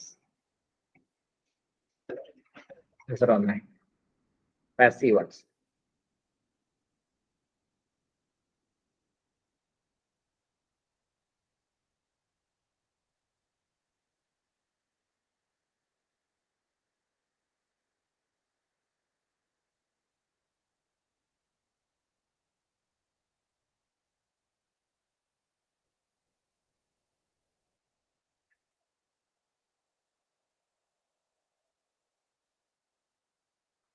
T okay, answer very correct ആണ്, ഡി ആണ്. അതെങ്ങനെയാണ്? പാസീവ് എന്ന് പറഞ്ഞാൽ എന്താ? പാസീവ് എന്ന് പറഞ്ഞാൽ നിർജ്ജീവമായത് അല്ലെങ്കിൽ ആക്റ്റീവായിട്ട് പങ്കെടുക്കുക അറിയാലോ. ഇവിടെ നോക്കുകയാണെങ്കിൽ ലേബർ എന്ന് പറഞ്ഞാൽ എന്താ? നമ്മൾ പണി എടുക്കുകയാണെങ്കിൽ ആരെങ്കിലും പോയിട്ട് എന്തൊക്കെ ചെയ്യുകയാണ്. സോ അതെന്താണ്? ഒരു ആക്റ്റീവായ പ്രവൃത്തിയാണ്. സോ ലേബർ എന്തായാലും വരില്ല. അതേസമയം ലാൻഡ് നോക്കുകയാണെങ്കിൽ, ക്യാപിറ്റൽ നോക്കുകയാണെങ്കിൽ എന്താണ്? ലാൻഡ് ഭൂമിയാണ്. ഭൂമി വെറുതെ ഇട്ടാൽ ഒന്നും ചെയ്യാൻ പറ്റില്ല. ക്യാപിറ്റൽ എന്ന് വെച്ചാൽ നമ്മൾ പൈസ ഉണ്ടായിട്ട് കാര്യമില്ല. നമ്മൾ ഓണ്ടർപ്രണർഷിപ്പ് ചെയ്യണം, നമ്മൾ സംരംഭകനാവണം, നമ്മളെ ക്യാപിറ്റൽ വെച്ച് എന്തേ ചെയ്യണം. So both land and capital എന്താണ്? ഏത് രണ്ടും തെറ്റാണ്. ഈ ഓപ്ഷൻ ഡി ആണ് ആൻസർ. പാസീവ് വൺസ് എന്ന് പറയുന്നത്. സോ അവിടെ ലാംഗ്വേജ് വെച്ച് നിങ്ങൾ ഇപ്പോൾ എക്കണോമിക്കലി ടെക്നിക്കലി കാര്യം എന്താണെന്ന് അറിയില്ലെങ്കിലും ആക്റ്റീവ് അല്ലാത്തത് പാസീവ് ആയത്, അതായത് പ്രത്യേകിച്ച് സ്വന്തമായിട്ടൊന്നും ചെയ്യാൻ പറ്റാത്തത്, ആക്റ്റീവ് അല്ലാത്തത് ഇത് ഒന്ന് കണ്ടുപിടിച്ചാൽ മതി. ലേബർ എന്ന് പറഞ്ഞാൽ നമ്മൾ പണിയെടുക്കല്ലേ, നമ്മൾ പണിയെടുത്തിട്ട് ഇന്റൻസീവ് ആയിട്ട് ചെയ്യുന്നത്. സോ ലേബർ കളയുക, ലാൻഡ് ആൻഡ് ക്യാപിറ്റൽ അങ്ങനെ വരും. സോ ഓപ്ഷൻ ഡി നോട്ട് ചെയ്യേണ്ടത്. ഓക്കെ, ഇത് നോക്കൂ.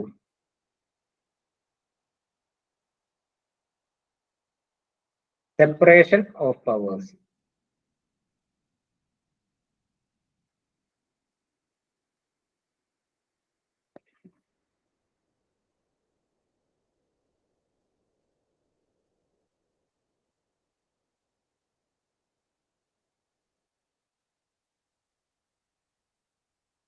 സെപ്പറേഷൻ ഓഫ് പവേഴ്സ് എന്ന് പറഞ്ഞാൽ എന്താ ആണ് ചോദ്യം.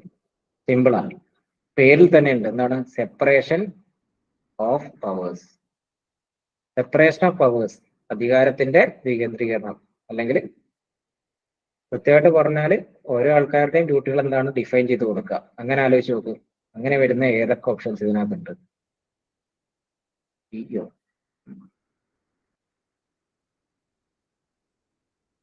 എന്താ ബി വന്നത്?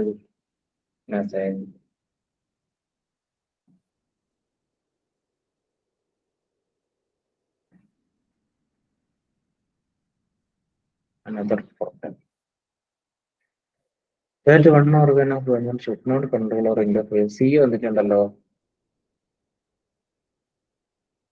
ഓക്കെ, ഓപ്ഷൻ ഡി ആണ്. കാരണം ഈ പറയുന്ന എല്ലാം സെപ്പറേഷൻ ഓഫ് പവേഴ്സ് ആണ്. സി വന്ന ആൾക്കാരെ ഞാൻ തെറ്റ് പറയില്ല. കാരണം ഇന്ത്യയിലെ സിസ്റ്റം എന്ന് പറയുന്നത് ഓപ്ഷൻ സി പ്രകാരമാണ്. കാരണം ഇന്ത്യയിൽ ഇപ്പം same person should not form the part of more than one organ of the government പറഞ്ഞു കഴിഞ്ഞാൽ ഇവിടെ ലെജിസ്ലേറ്റീവ് ഓർഗൻ ഉണ്ട്, ആക്ച്വലി ലെജിസ്ലേച്ചർ ഉണ്ട്, എക്സിക്യൂട്ടീവ് ഉണ്ട്, ജുഡീഷ്യറി ഉണ്ട്. അതായത് നിയമം ഉണ്ടാക്കുന്ന ആൾക്കാരുണ്ട്, നിയമം നടപ്പിലാക്കുന്ന ആൾക്കാരുണ്ട്, പിന്നെ നീതിന്യായ വ്യവസ്ഥയിൽ ആ നിയമത്തെ വ്യാഖ്യാനിക്കുകയും റിവ്യൂ ചെയ്യുകയും ചെയ്യുന്ന ഒരാൾക്കാരുണ്ട്. അപ്പൊ ഈ നിയമം ഉണ്ടാക്കുന്ന ആൾക്കാർ തന്നെ എക്സിക്യൂട്ടീവിന്റെ ഭാഗമാണ്. അതായത് ഇവിടെ പ്രൈം മിനിസ്റ്ററും അതേപോലെ ബാക്കി മന്ത്രിമാരും ലോക്സഭയിലും രാജ്യസഭയിലും എവിടെയെങ്കിലും മെമ്പേഴ്സ് ആയിരിക്കും. അപ്പൊ അവര് നിയമ നിർമ്മാണത്തിലും പങ്കാളിത്തം എടുക്കുന്നുണ്ട്. സെയിം വേ അവര് നിയമം നടപ്പിലാക്കുന്ന എക്സിക്യൂട്ടീവ്, ഈ ക്യാബിനറ്റ് മിനിസ്റ്റേഴ്സ് എന്ന് പറയുന്നത് എക്സിക്യൂട്ടീവിന്റെ ഭാഗമാണ്, നിയമം നടപ്പിലാക്കുന്ന ബ്യൂറോക്രസിയുടെ ഭാഗമാണ് അവർ. സോ അവർ അതിലും ഭാഗമാണ്. ഇന്ത്യയിലെ സിസ്റ്റം എന്ന് പറയുന്നത് ശരിയാണ്, പക്ഷെ idea of separation of powers എന്ന് പറഞ്ഞാൽ എന്താ? ഒരു ഈ പറയുന്ന legislative and executive judicial organs തമ്മിൽ യാതൊരു ബന്ധവും ഇല്ലാതിരിക്കാവുന്നതാണ്. സോ ഈ പറയുന്ന എല്ലാ ഓപ്ഷൻസും അതാണ് പറയുന്നത്, ഒരു ബന്ധമില്ല. Position should not form the part of more than one organ of the government. എല്ലാവരും സെപ്പറേറ്റ് ആയിരിക്കുക. Should not control or interfere with exercise of other function. മറ്റൊന്നിന്റെ ഫംഗ്ഷൻ കൺട്രോൾ ചെയ്യാതിരിക്കുക. One organ of government should not exercise or function ചെയ്യാത്ത വേറൊരു കാര്യം ചെയ്യാതിരിക്കുക. അപ്പോൾ ഇതൊക്കെ എന്താണ്? കംപ്ലീറ്റ് സെപ്പറേറ്റ് ചെയ്യുന്നത്, ഒന്നിനെ മറ്റൊന്ന് സെപ്പറേറ്റ് ചെയ്യുന്ന ഓപ്ഷൻസ് ആണ്. സോ ഓപ്ഷൻ ബി എന്നാണ് പറയുന്നത്. ഓക്കെ, ഇന്ത്യൻ കോണ്ടെക്സ്റ്റ് എന്നാണ് പറയുകയാണെങ്കിൽ ഓപ്ഷൻ സി കറക്റ്റ് ആണ്. സോ നിങ്ങളിപ്പോ ഈ പറയുന്ന ലാംഗ്വേജ് അല്ല, ഐ മീൻ നിങ്ങളുടെ നോളജ് ഇവിടെ യൂസ് ചെയ്യണ്ട. നോളജ് യൂസ് ചെയ്യാതെ ഇത് മാത്രം ആലോചിച്ചിട്ട് ആൻസർ കണ്ടുപിടിക്കുക. അപ്പൊ നമുക്ക് ആൻസർ കറക്റ്റ് ആയിട്ട് optimal mix of taxes.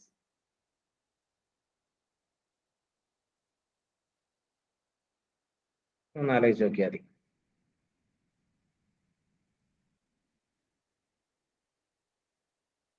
Optimal mix എന്തിനാണ്?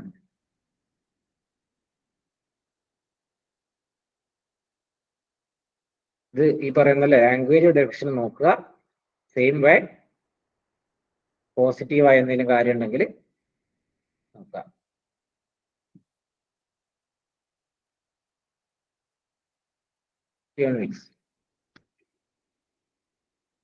ആൻസേഴ്സ് വരട്ടെ.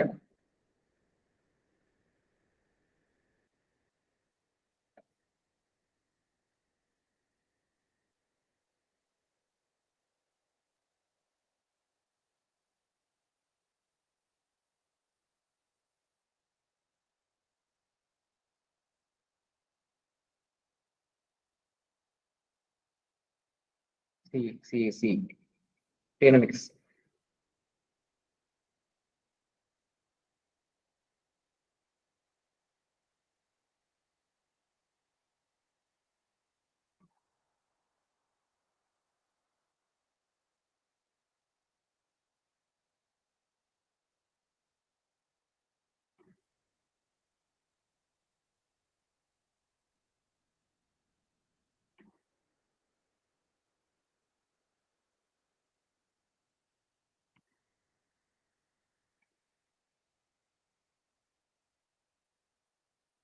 ആൻസർ വരുന്നില്ലേ? 3 ആൻസർ. ഓക്കെ, സി ആണ് answer. Actually it minimises the excess burden. Optimal X ചെയ്താൽ എന്താ പറയുന്നത്? എക്സസ് ബേർഡൻ കുറയും, ഡ്യൂ ടു ടാക്സേഷൻ കുറയും. അതാണ് ആക്ച്വലി വരുന്നത് ഒപ്റ്റിമൽ എക്സ് എന്ന് പറയുന്നത്. അപ്പൊ വാക്കിൽ നിന്ന് നിങ്ങൾക്ക് ഈ പറയുന്ന വാക്കിൽ നിന്ന് ഓപ്ഷനിലേക്ക് എത്താൻ പറ്റുന്നുണ്ടെന്ന് അതിന്റെ അർത്ഥം. ആക്ച്വലി ഒപ്റ്റിമൽ എക്സ് എന്ന് പറഞ്ഞാൽ minimise the excess burden due to taxation. നമുക്ക് എന്ത് ഡിലീറ്റ് ചെയ്യാൻ പറ്റും? It leaves the tax revenue unchanged. ഇത് എന്തായാലും ഡിലീറ്റ് ചെയ്യാൻ പറ്റും, ഇത് വേണ്ട. It leaves the economy neutral in effect. അപ്പം അതും വരാൻ സാധ്യതയില്ല. പിന്നെ ആംഗിൾ എന്താണ്? രണ്ട് പോസിബിലിറ്റി. ഇതൊരു പോസിബിൾ കാര്യമാണ്, ഇത് ഐ മീൻ ഒരു പോസിറ്റീവ് കാര്യമാണ്, ഇതൊരു പോസിറ്റീവ് കാര്യമാണ്. സോ ഒപ്റ്റിമൽ മിക്സ് എന്ന് പറഞ്ഞാൽ എന്താ? Excess burden due to taxation ചെയ്യാന്നുള്ളതാണ്. ഓക്കെ, ഇനി അടുത്ത ആൻസർ എക്സ്ട്രീമിസം. അത് വേണ്ട. ഇത് ആക്ച്വലി നിങ്ങൾക്ക് സോൾവ് ചെയ്യാൻ പറ്റുന്ന ചോദ്യമാണ്. നമുക്ക് ഇതും കൂടെ നോക്കിയിട്ട് ഈ സെഗ്മെന്റ് നടത്താം. Which state celebrates Utkal Divas on April 1? ഒരു സെഗ്മെന്റ് കൂടെ നമുക്ക് ബാക്കിയുണ്ട്, അതുകൊണ്ടാണ് നിങ്ങൾ പോകുന്നത്. എല്ലാവരും ആ സെഗ്മെന്റും കൂടെ കാണാൻ വേണ്ടി ഇരിക്കണം എന്ന് ആഗ്രഹിക്കുന്നു. ചെറിയ സെഗ്മെന്റ് അല്ല, ആക്ച്വലി കുറച്ച് ലെങ്ത് ഉണ്ട്.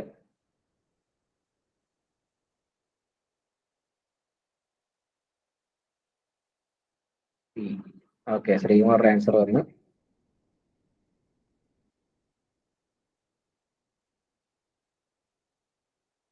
യെസ്,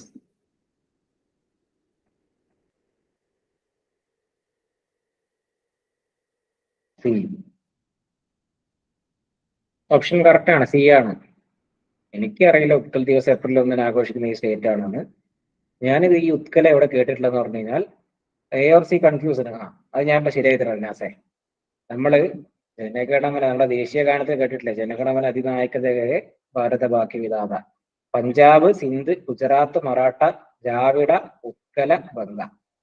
ഉത്കലയും ബംഗയും വേറെയാണ്. ഈ ഉത്കലം എന്ന് പറയുന്നത് എന്താ? ഒഡീഷ. അതിലാണ് ഞാൻ കേട്ടിട്ടില്ല. ഈ ഉത്കലം എന്ന് പറയുന്നത് ജനഗണമനയിൽ പറയുന്നത് ഉത്കലം എന്ന് പറയുന്ന സ്ഥലമാണ് ഒഡീഷ. ഈ ഉത്കൽ എന്ന് പറയുന്ന സാധനം ആലോചിച്ചിട്ട് എന്ത് ചെയ്യാം?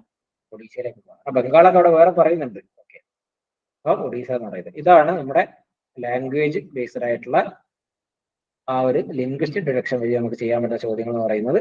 ഓക്കെ, ഇനിയും ചോദ്യങ്ങൾ ഞാൻ അയച്ചു തരാം സ്ലൈഡ് ഷെയർ ചെയ്യുമ്പോൾ. ഓക്കെ, നമ്മൾ നേരത്തെ പറഞ്ഞ ഇനിഷ്യേറ്റീവ്സിന്റെ പരസ്യം ഒന്നും കൂടെ ഞാൻ ഇവിടെ ഇട്ടിട്ടുണ്ട്. ഓക്കെ, ഇത്രയും ഓക്കെ അല്ലേ? ഇനി നിങ്ങൾക്ക് ഒരു സെഗ്മെന്റും കൂടെ ഇരിക്കാനുള്ള ഒരു പ്രാണിയുണ്ടോ? എന്താണ്? ഞാൻ കണ്ടിന്യൂ ചെയ്യണം. 9:20 ഏകദേശം ഞാൻ നിർത്തണം വിചാരിച്ച ഒരു ടൈം ആയിട്ടുണ്ട്. നമുക്കൊരു 10-20 ചോദ്യം, 20 ചോദ്യം നോക്കട്ടെ. 1, 2, 3, 4, 5, 6, 7, 8, 9, 10, 11, 12, 13. ഒരു 12 ചോദ്യം കൂടെ ഉണ്ട്. ഇവിടെ പോയാലോ? എല്ലാം ചെയ്യുന്നില്ല, അതിലൊരു 5-6 നമുക്ക് ചെയ്യാം അല്ലെ? ഓക്കെ, മുന്നോട്ട് പോകാം. അപ്പൊ നമ്മുടെ അഫ്രഷ് എന്ന് പറയുന്ന ഇനിഷ്യേറ്റീവ്, കേരള എന്ന് പറയുന്ന ഇനിഷ്യേറ്റീവ് ഉണ്ട്. ഞാൻ ഓൾറെഡി പറഞ്ഞു കഴിഞ്ഞു. ടെസ്റ്റ് സീരീസ് ആണ് അഫ്രഷ് എന്ന് പറയുന്നത്. 1000 ക്വസ്റ്റ്യൻസ് ആണ് തരുന്നത്. 20 ടെസ്റ്റുകൾ സബ്ജക്ട് വൈസും 4 ടെസ്റ്റുകൾ എന്താണ് കംപ്ലീറ്റ് ടെസ്റ്റുമാണ്. സബ്ജക്റ്റീവ് ടെസ്റ്റുകളിൽ ഡെയിലി ടെസ്റ്റിൽ അതിന്റെ കൂടെ maths and mental ability, Malayalam, English തുടങ്ങിയ കാര്യങ്ങളെ പറ്റിയിട്ട് അതിൽ സെപ്പറേറ്റ് ക്വസ്റ്റ്യൻസ് ഉണ്ടാവും. പിന്നെ 15 സബ്ജക്ട് ക്വസ്റ്റ്യൻസ് ഉണ്ടാവും. അതേപോലെ ബാക്കി ഫുൾ ടെസ്റ്റ് സാധാരണ ഡിഗ്രി ഫിലിംസിന്റെ മോഡൽ തന്നെ ഉണ്ട്. അപ്പോൾ മാക്സിമം ജോയിൻ ചെയ്യാൻ നോക്കുക. അവരുടെ കേരള എന്ന് പറയുന്ന UPSC ആസ്പിറൻസ് വേണ്ടിയുള്ള ഒരു മോഡ്യൂളാണ് മെയിനായിട്ട്. അവർ ഇന്ത്യൻ ജോഗ്രഫി, ഇന്ത്യൻ പൊളിറ്റി ഒരു കാര്യങ്ങൾ സംഭവമായിരിക്കും. ഇത് പോരാതെ നമുക്ക് LSGDയുടെ ഒരു course, LSG secretary, LSGA institution secretary എന്ന് പറയുന്ന കോഴ്സ് ഓൾറെഡി ഓൺഗോയിങ് ആണ്. ഡിസംബർ മുതൽ സ്റ്റാർട്ട് ചെയ്തിട്ടുണ്ട്. അപ്പൊ നിലവിൽ ക്ലാസ് കുറച്ചായിട്ടുണ്ട്, പക്ഷെ നമ്മൾ അഡ്മിഷൻസ് ക്ലോസ് ചെയ്തിട്ടില്ല. നിലവിലുള്ള ക്ലാസ്സുകൾ, റെക്കോർഡ് ക്ലാസ്സുകൾ പ്രൊവൈഡ് ചെയ്യുന്നതാണ്. ഇനി അങ്ങോട്ട് നമ്മൾ ലൈവ് സെഷൻസ് പ്രൊവൈഡ് ചെയ്യുന്നതാണ്. അപ്പോൾ ആർക്കെങ്കിലും ജോയിൻ ചെയ്യാൻ, ഫുൾ കോഴ്സ് ജോയിൻ ചെയ്യാൻ താല്പര്യം ഉണ്ടെങ്കിൽ നമ്മളെ കോൺടാക്ട് ചെയ്യുക. ക്ലാസ്സസ് ഓൾറെഡി ഗോയിങ് ഓൺ ആണ്. ഓക്കെ, അപ്പൊ നെക്സ്റ്റ് നമ്മൾ ലോജിക്കൽ ഡിഡക്ഷൻ എന്ന് പറയുന്ന ആ ഒരു സെഗ്മെന്റിലേക്ക് കൂടെ പോവുകയാണ്. അതിൽ പ്രത്യേകിച്ച് ഒന്നുമില്ല, നിങ്ങൾ നിങ്ങളെ ലോജിക് ഉപയോഗിക്കുക, ആൻസറിലെത്തുക. ഓക്കെ, ലോജിക് മാത്രം ഉപയോഗിക്കുക. ഓവർ തിങ്ക്, നേരത്തെ പോലെ തന്നെ ഓവർ തിങ്ക് ചെയ്യാതിരിക്കുക. നിങ്ങൾക്ക് എന്താണ് ആ ക്വസ്റ്റ്യൻ വായിച്ച് മനസ്സിലാകുന്നത് വെച്ചിട്ട് ലോജിക്കലി ആലോചിക്കുക, ആൻസറിലെത്തുക. ഓക്കെ, ആക്ച്വലി ലോജിക് അല്ല, കോമൺ സെൻസ്. നിങ്ങൾക്ക് കോമൺ ആയിട്ട് കോമൺ സെൻസ് വെച്ച് ആലോചിക്കുക. ഓക്കെ, പക്ഷെ നിങ്ങൾ വിചാരിക്കുന്നത് എന്താണ്, നോളജ് വഴിയെ സോൾവ് ചെയ്യാൻ പറ്റുമെന്ന്. പക്ഷെ അങ്ങനത്തെ ചോദ്യങ്ങളല്ല. നിങ്ങൾക്ക് എന്തായാലും you may think that it can solve on by knowledge, but definitely not. ഇത് അങ്ങനെ സോൾവ് ചെയ്യാൻ പറ്റുന്നതല്ല. നിങ്ങൾക്ക് നിങ്ങൾ ലോജിക് വെച്ച്, കോമൺ സെൻസ് വെച്ച് സോൾവ് ചെയ്യാൻ പറ്റുന്ന ചോദ്യങ്ങൾ എങ്ങനെ ചെയ്യുന്നു നമുക്ക് നോക്കാം. ഓക്കെ, ഒരു ചോദ്യം ഞാൻ ചെയ്തു തരാം, അതിനുശേഷം നമുക്ക് ബാക്കി ചോദ്യം ചെയ്യാം. ഫസ്റ്റ് ചോദ്യം, which of the following statement or ചോയ്സ്മെന്റ് ബാർ എസ് about UNO is not true? ശരിയല്ലാത്തത് ഏതാണ് എന്നാണ് ചോദിക്കുന്നത്. UNO was based on, UNO എന്ന് പറയുന്ന യുണൈറ്റഡ് നേഷൻസ് ഓർഗനൈസേഷൻ അഥവാ ഐക്യരാഷ്ട്രസഭ. UNO was based on the concept of national sovereignty and big power cooperation. The purpose of UNO is defined in Article 1 of UN Charter. നമുക്കറിയില്ല, ഒരു fact ആണ്. ഒരു fact ആണ്. WTO, world trade organisation, is a specialised agency of UNO. നമുക്കറിയില്ല, ഒരു fact ആണ്. UNO was formed to maintain international peace and security. ഇതിൽ നോക്കുകയാണെങ്കിൽ ഏറ്റവും ജനറൽ ആയ സ്റ്റേറ്റ്മെന്റ് ഏതാണ്? സ്റ്റേറ്റ്മെന്റ് 4 അല്ലേ? യുണൈറ്റഡ് നേഷൻസ് ഓർഗനൈസേഷൻ അഥവാ ഐക്യരാഷ്ട്രസഭ ഫോം ചെയ്തിരിക്കുന്നതാണ് അന്താരാഷ്ട്ര സമാധാനം പുനഃസ്ഥാപിക്കാൻ, സെക്യൂരിറ്റി പുനഃസ്ഥാപിക്കാൻ. ഇതെന്തായാലും ശരിയാവും, നമുക്കറിയാം അല്ലെ? About UNO is not true എന്നാ. സോ 4 എന്തായാലും ശരിയാണ്. 4 ശരിയാണ്. അപ്പൊ 4 ശരിയാകുമ്പോൾ തന്നെ 4 ഇല്ലാത്ത ഓപ്ഷൻസ് ഏതാ? 4 ശരിയായതുകൊണ്ട് തന്നെ അത് ഒരിക്കലും ഓപ്ഷൻ C ആയിരിക്കില്ല, ഓപ്ഷൻ B ആയിരിക്കില്ല. സോ Aയോ Dയോ ആയിരിക്കും തെറ്റാവാൻ സാധ്യതയുള്ളത്, നോട്ട് ട്രൂ ആവാൻ സാധ്യതയുള്ളത്. ഇനി നമ്മൾ മുകളിലോട്ട് പോവാം. ഇത് രണ്ടും ഫാക്റ്റ് ആണ്, ഇത് ഫാക്റ്റ് ആണ്, നമുക്കറിയില്ല, ഇത് ഫാക്റ്റ് ആണ്, ഇത് ഫാക്റ്റ് ആണ്. ഫസ്റ്റ് സ്റ്റേറ്റ്മെന്റ് നോക്കുക. UNO was based on the concept of national sovereignty and big power corporation. Actually എന്തിനു വേണ്ടിയാണ്? ബിഗ് പവർ കോർപ്പറേഷന് വേണ്ടി. നോക്കുമ്പോൾ USA അതിനകത്തുണ്ട്, റഷ്യ, ബിഗ് പവേഴ്സ്, റഷ്യ ഉണ്ട്, ചൈന ഉണ്ട്, ഫ്രാൻസ് ഉണ്ട്. അങ്ങനെയുള്ള ലോകത്തുള്ള ബിഗ് പവേഴ്സിന്റെ കോർപ്പറേഷന് വേണ്ടിയിട്ടല്ലേ നാഷണൽ സോവറിറ്റി എന്ന് വെച്ചാൽ രാജ്യത്തിന്റെ പരമാധികാരം. ഓക്കെ, രാജ്യത്തിന്റെ പരമാധികാരം കാത്തുസൂക്ഷിക്കുന്നതിനും വലിയ വലിയ പവേഴ്സ് നമ്മൾ കോർപ്പറേറ്റ് ചെയ്യാൻ വേണ്ടിയിട്ടാണ് ഐക്യരാഷ്ട്രസഭ ഉണ്ടായിരിക്കുന്നത്. സോ ഇതും എന്താണ്, ഇത് ആക്ച്വലി ഡെഫിനറ്റ്ലി ശരിയാണ്, ഇതും എന്താണ് ശരിയാവാൻ സാധ്യതയുണ്ട്. സോ ഒന്നുള്ള ഏതാണ്? ഒന്നെന്ന് പറയുന്ന ഓപ്ഷൻ ഇതും ആവില്ല. സോ ഇതും നമ്മൾ കളഞ്ഞു. സോ നമ്മൾ എന്ത് ചെയ്തു? റൈറ്റ് ഓപ്ഷനിലെത്തി, option B, only third. Okay, not true ആണ്. നോട്ട് ട്രൂ ആയതുകൊണ്ട് എന്താ?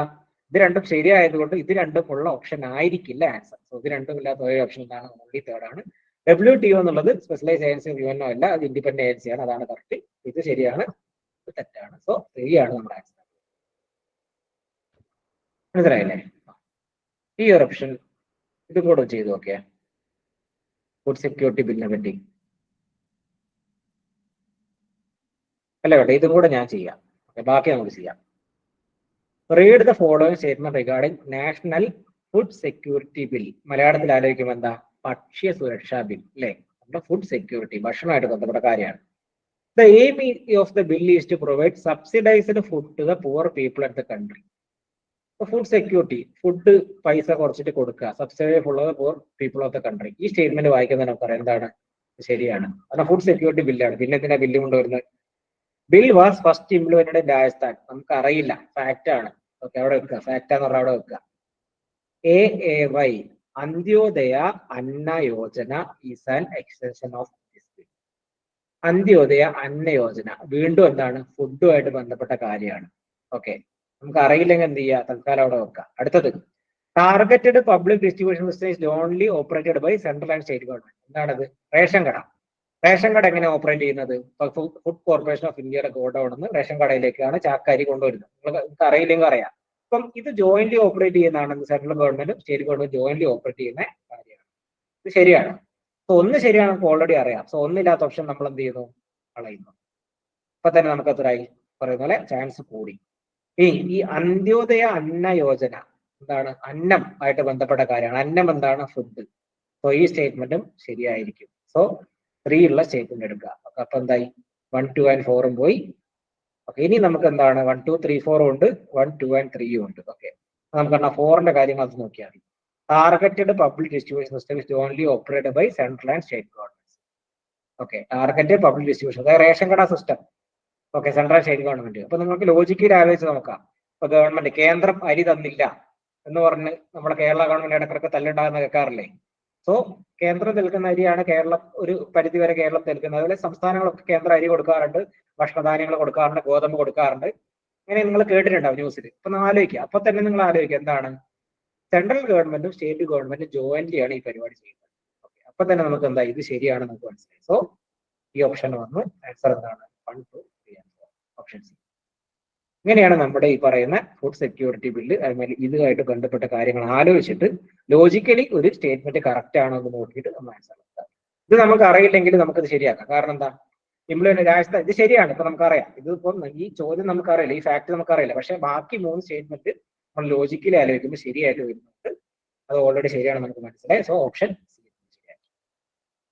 ഈ സെയിം വേ ആലോചിച്ചിട്ട് വേണം ലോജിക്കൽ ഡിഡക്ഷൻ അഥവാ ബുദ്ധിപരമായിട്ട് കോമൺ സെൻസ് ഉപയോഗിച്ച് നമ്മൾ ആൻസർ സോൾവ് ചെയ്യാൻ വേണ്ടിയിട്ട്.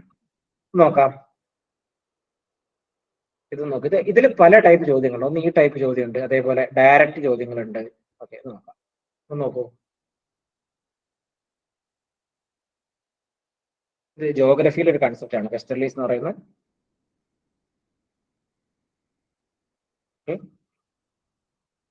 നോക്കാം,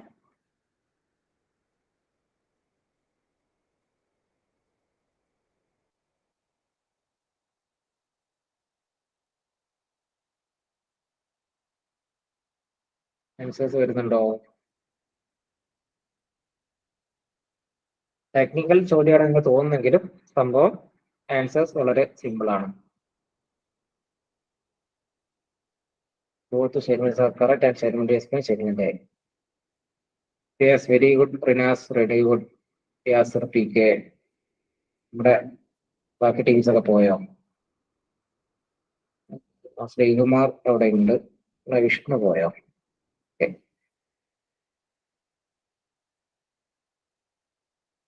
ആക്ച്വലി ഇതൊരു കണക്ഷൻ ചോദ്യമാണെന്ന് വേണമെങ്കിൽ പറയാം.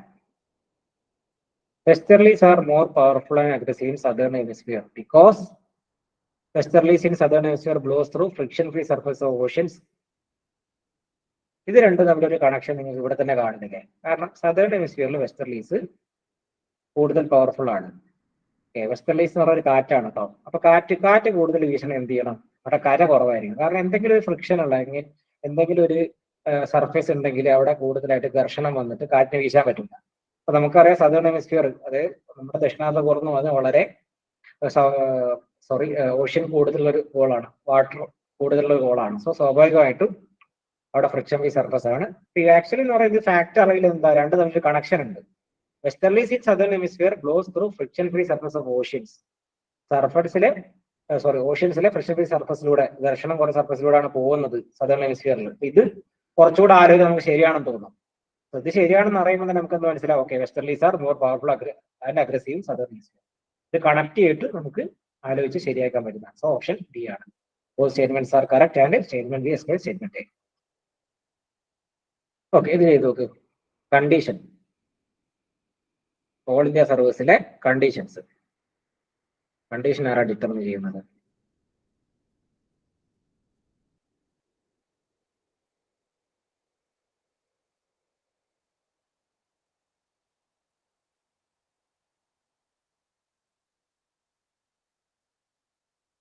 ഇതൊന്ന് ലോജിക്കലി ആലോചിച്ച് ശരിയാക്കാൻ പറ്റുന്നതാണ്. ബി ആണോ? Okay, good guess. പക്ഷേ പ്രശ്നമുണ്ട്, ഇത് കുറച്ച് ടഫാണ്. ഓക്കെ, ഞാൻ പറയാം. Constitution condition of member all India service determine by parliament of India ആണ്. ആക്ച്വലി കോൺസ്റ്റിറ്റ്യൂഷന്റെ അകത്ത്, യെസ് പാർലമെന്റ്, റിനാസ് പറഞ്ഞ കറക്റ്റ് ആണ്. കോൺസ്റ്റിറ്റ്യൂഷന്റെ അകത്ത് ഇതിനെപ്പറ്റി പറയുന്നുണ്ട്. പ്രസിഡന്റ് ആണ് അവരെ റിമൂവ് ചെയ്യാനുള്ള, അപ്പോയിന്റ് ചെയ്യുന്ന റിമൂവ് ചെയ്യാനുള്ള അധികാരമുള്ളത്. പക്ഷെ ഇതിന്റെ കണ്ടീഷൻസ് പറയുന്ന പാർലമെന്റ് UPSC ആണെന്ത് എക്സാം നടത്തുന്നത്. UPSC എക്സാം നടത്തിയിട്ട് ഇവരെ വേണമെങ്കിൽ നിങ്ങൾ സെലക്ട് ചെയ്യുന്ന റെക്കമെൻഡേഷൻ കൊടുക്കുകയാണ്. സോ ഗവൺമെന്റ് ആണ് നിയമിക്കുന്നത്, ഗവൺമെന്റ് ആണ് കണ്ടീഷൻസ് എല്ലാം ഫുൾഫിൽ ചെയ്യുന്നത്, ഗവൺമെന്റ് ആണ് കണ്ടീഷൻ എല്ലാം ക്രൈറ്റീരിയ എല്ലാം സെറ്റ് ചെയ്യുന്നത്. സോ ഇവിടെ പാർലമെന്റ് ആണ് എന്ത് അതിന് പേരുള്ളത്, ഗവൺമെന്റ് നമ്മൾ ആ ഒരു ഓപ്ഷന് പേരുള്ളത് പാർലമെന്റ് എന്ന് പറഞ്ഞ ഓപ്ഷനാണ്. സോ പാർലമെന്റ് ആണ്. ഇത് കുറച്ച് ടഫാണെന്ന് എനിക്കറിയാം, പക്ഷെ ജസ്റ്റ് ആ ഒരു വേയിൽ നിങ്ങൾ ആലോചിക്കണം, ഒന്ന് അങ്ങനെ ഒന്ന് കാണിക്കാൻ വേണ്ടിയിട്ട് മാത്രം ഇത് കൊണ്ടുവന്നതാണ്. BPL ഒരു ചോദ്യമുണ്ട്.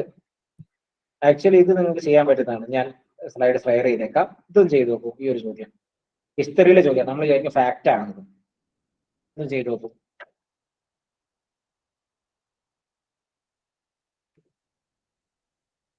ഒരു ഹിസ്റ്ററിയിലെ ചോദ്യമാണ്.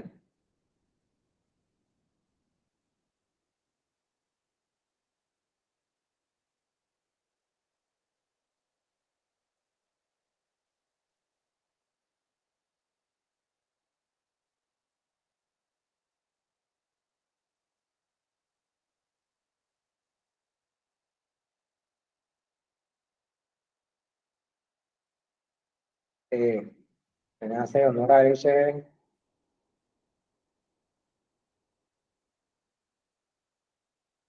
ഒന്നുകൂടെ ആലോചിച്ചേ.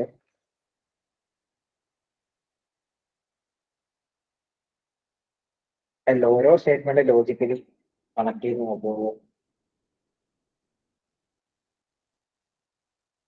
ആൻസേഴ്സ് യാസർ, ശ്രീകുട്ടൻ, ആരുമില്ലേ? മെസ്സേജ് സോറി, ആരും കൊടുത്തിട്ടല്ലോ.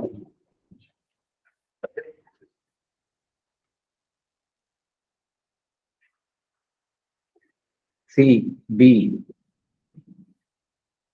ബി വന്നിട്ടല്ലോ. KM Shafi, very good. B ആണ് ആൻസർ. ഞാൻ പറയാം നേരത്തെ പോലെ തന്നെ. Lord Curzon issued the order of dividing province of Bengal. ഇത് ഫാക്റ്റ് ആണ്, നമുക്ക് അറിയില്ല, പക്ഷെ ലോർഡ് കേഴ്സൺ ആണ് ബംഗാൾ വിഭജനം ചെയ്തത്. ബംഗാൾ വിഭജനം ഇമ്പോർട്ടന്റ് ആയ ഒരു കാര്യമാണ്. It was mean to stem the rising tide of nationalism. Rising tide of nationalism, അതായത് നാഷണലിസത്തിന്റെ അലിവലികൾ ഉയരാൻ കാരണമായത് ബംഗാൾ പാർട്ടീഷനാണ്. ശരിയായിരിക്കാം. അതിന് മുമ്പ് നാഷണൽ, ഇപ്പൊ നിങ്ങൾ വേണം ഇങ്ങനെ ആലോചിക്കാം, അതിന് മുമ്പ് നാഷണലിസം അല്ലേ, ഓക്കെ, നിങ്ങൾക്ക് അറിയണമെന്നില്ല, പക്ഷെ ഇത് ജനറൽ സ്റ്റേറ്റ്മെന്റ് ആണ്, ശരിയാണ്, അത് ഇവിടെ വെക്കാം. പക്ഷെ തേർഡ് സ്റ്റേറ്റ്മെന്റ് നോക്കൂ. Indian nationalist did not see the partition as an attempt to divide Indians on religious ground. ഇന്ത്യയിലെ നാഷണലിസ്റ്റുകൾ ബംഗാൾ വിഭജനത്തെ അവരെ മതപരമായിട്ട് വിഭജിക്കാനുള്ള ഒരു അറ്റംപ്റ്റ് ആയിട്ട് കണക്കാക്കിയില്ല. Did not see. അങ്ങനെയാണോ ഉള്ളത്? നമ്മൾ ഹിസ്റ്ററി പുസ്തകങ്ങൾ പഠിക്കുമ്പോൾ, അതുപോലെ ഇന്ത്യൻ നാഷണലിസ്റ്റ് ഒക്കെ അവരൊക്കെ പറഞ്ഞിരിക്കുന്നത് ബംഗാൾ ഇന്ത്യൻ എന്ന് പറഞ്ഞാൽ എന്താണ്, മതപരമായിട്ട് വേർതിരിക്കുകയാണ്. അതായത് ഇപ്പോഴത്തെ ബംഗ്ലാദേശ് പാർട്ടിൽ കൂടുതലായിട്ട് അന്നത് എന്താണ്, അന്നത് ഈസ്റ്റേൺ ബംഗാളാണ്, ഇപ്പുറത്ത് നമ്മുടെ ഇന്ത്യയുടെ ഭാഗത്തുള്ള വെസ്റ്റേൺ ബംഗാളാണ്. സോ വെസ്റ്റ് ബംഗാളിൽ ഹിന്ദുസ് കൂടുതലും, ബംഗാൾ ഈ പറയുന്ന ഈസ്റ്റേൺ ബംഗാൾ ബംഗ്ലാദേശ് ആ ഒരു പാർട്ടിൽ മുസ്ലിംസ് കൂടുതലാണ്. സോ റിലീജിയസ് ലോണിൽ വേർതിരിക്കാനുള്ള ഒരു ഭാഗമാണ് എന്നാണ് അന്ന് മുതലേ പറഞ്ഞുകൊണ്ടിരിക്കുന്നത്. സോ ഇന്ത്യൻ നാഷണലിസ്റ്റുകൾ അങ്ങനെ ചെയ്തില്ല, അല്ലെങ്കിൽ അങ്ങനെ കണ്ടിട്ടില്ല എന്ന് പറഞ്ഞു കഴിഞ്ഞാൽ ഇത് ലോജിക്കലി ശരിയാവോ? യുക്തിപരമായിട്ട് ആലോചിക്കുന്നത് ശരിയാവും? ഇല്ല. ഈ സ്റ്റേറ്റ്മെന്റ് എന്താണ്? പൊട്ടത്തെറ്റാണ്. ഓക്കെ, സോ മൂന്നുള്ള സ്റ്റേറ്റ്മെന്റ് നമ്മൾ എടുത്തു കളഞ്ഞു. എല്ലാം ശരിയല്ല, 2 ഉം 3 ഉം ശരിയല്ല, 1 ഉം 3 ശരിയല്ല. ആൻസർ എന്താണ്? ഓപ്ഷൻ ബി, 1 and 2 are ശരി. ഇത് ഫാക്ട് കറക്റ്റ് ആണ്. ലോർഡ് കേഴ്സൺ ആണ് നാഷണലിസം എന്താണ് അതിന്റെ വേവ്, അലയൊലികൾ, രാജബംഗാടും അലയൊലിയിൽ അടിക്കാൻ കാരണമായത് ഈ ഒരു സംഭവമാണ്. ഇനി അടുത്തതാണ് ഒരു സിമ്പിൾ ചോദ്യം, വായിച്ചു നോക്കിയാൽ എല്ലാം ഒരേപോലെ ഉണ്ടാവും, പക്ഷെ ശ്രദ്ധിച്ച് വായിക്കണം. ചോദ്യം ശ്രദ്ധിച്ച് വായിക്കണം എന്ന് പറയുന്നതിന്റെ ഒരു ഉദാഹരണമാണ് ഈ ചോദ്യം. ശ്രദ്ധിച്ച് വായിച്ചാൽ കാര്യമായിട്ട് ചിന്തകളൊന്നും ഇല്ലാതെ, നോളജ് ഇല്ലാതെ തന്നെ ആൻസർ കിട്ടും. നോക്കോളൂ.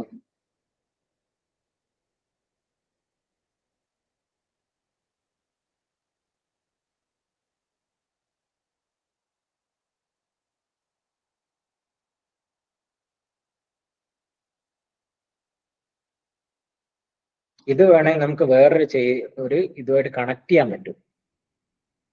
ഡിഗ്രി ഫിലിംസിൽ തന്നെ ചോദിച്ച വേറൊരു ചോദ്യമായിട്ട് പ്രീവിയസ് ഇയർ ക്വസ്റ്റ്യൻസ് വർക്ക്ഔട്ട് ചെയ്യുന്നതിന്റെ, അല്ലെങ്കിൽ പഴയ ക്വസ്റ്റ്യൻസ് വർക്ക്ഔട്ട് ചെയ്തതിന്റെ കാര്യങ്ങൾ ആലോചിക്കുന്നതിന്റെ ഇമ്പോർട്ടൻസ് നമുക്ക് ഇതിൽ മനസ്സിലാവും.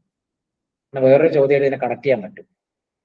ഞാൻ പറഞ്ഞുതരാം. നേരത്തെ നമ്മൾ ചെയ്ത നാഷണലൈസേഷന്റെ ചോദ്യമായിട്ട് ഇതിനെ കണക്ട് ചെയ്യാൻ പറ്റും ഈ ചോദ്യത്തെ.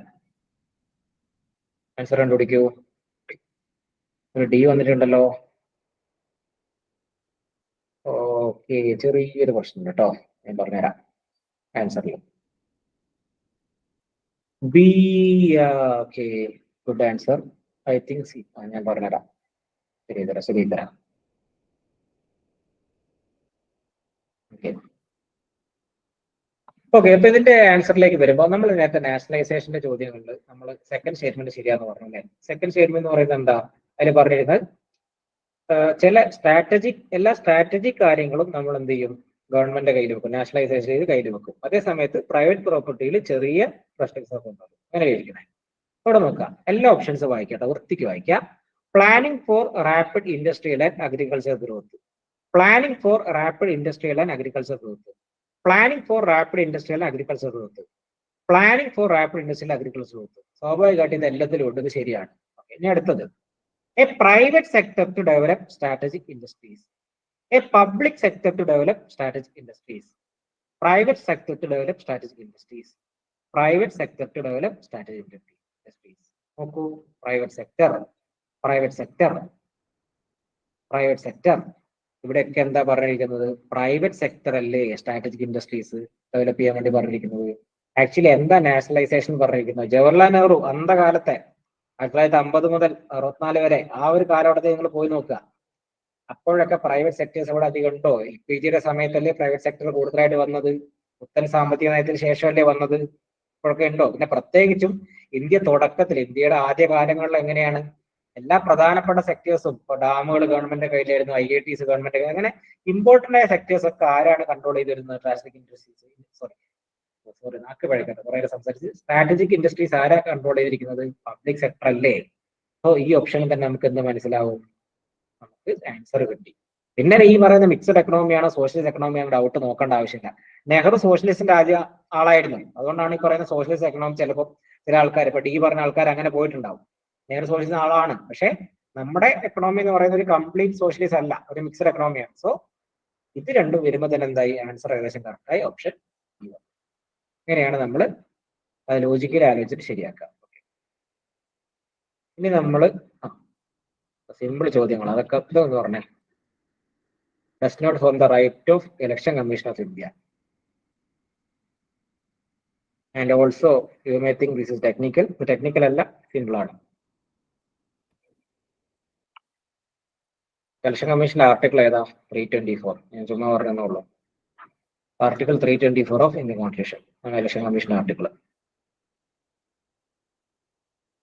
Does not form the right of election commission of India എന്നാണ് ചോദിച്ചിരിക്കുന്നത്.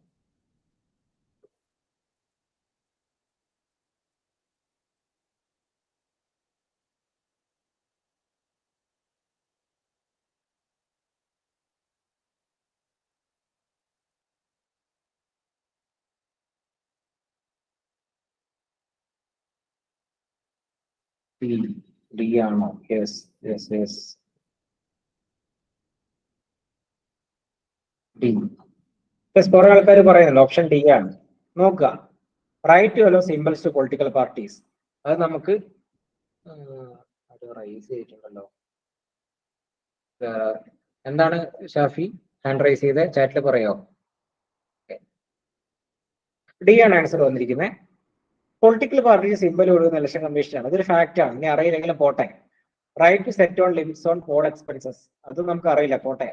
Right to decide on schedule of elections, ഇത് സ്വാഭാവികമായിട്ട് പെരുമാറ്റച്ചട്ടം നിലവിൽ വരുന്നതും എന്ന് ഇലക്ഷൻ നടത്തണം തീരുമാനിക്കുന്ന എല്ലാം ഇലക്ഷൻ കമ്മീഷന്റെ ഡ്യൂട്ടീസ് വരുന്നതാണ്, നമുക്കറിയാം. ഇത് ശരിയാണ് നോക്കാം. ഇനി നോക്കുകയാണെങ്കിൽ right to decide how many parties can contest. പോലെ ഇലക്ഷനിൽ എത്ര പാർട്ടീസ് കണ്ടസ്റ്റ് ചെയ്യുന്നുണ്ട് ഇലക്ഷൻ കമ്മീഷൻ. എനിക്ക് വേണമെങ്കിൽ എ എന്ന് പറയുന്ന ഒരു പാർട്ടി ഉണ്ടാക്കി പാർട്ടിസിപ്പേറ്റ് ചെയ്യാം. അപ്പൊ റിനാസിന് വേണമെങ്കിൽ ബി എന്നൊക്കെ പാർട്ടി ഉണ്ടാക്കി പാർട്ടിസിപ്പേറ്റ് ചെയ്യാം.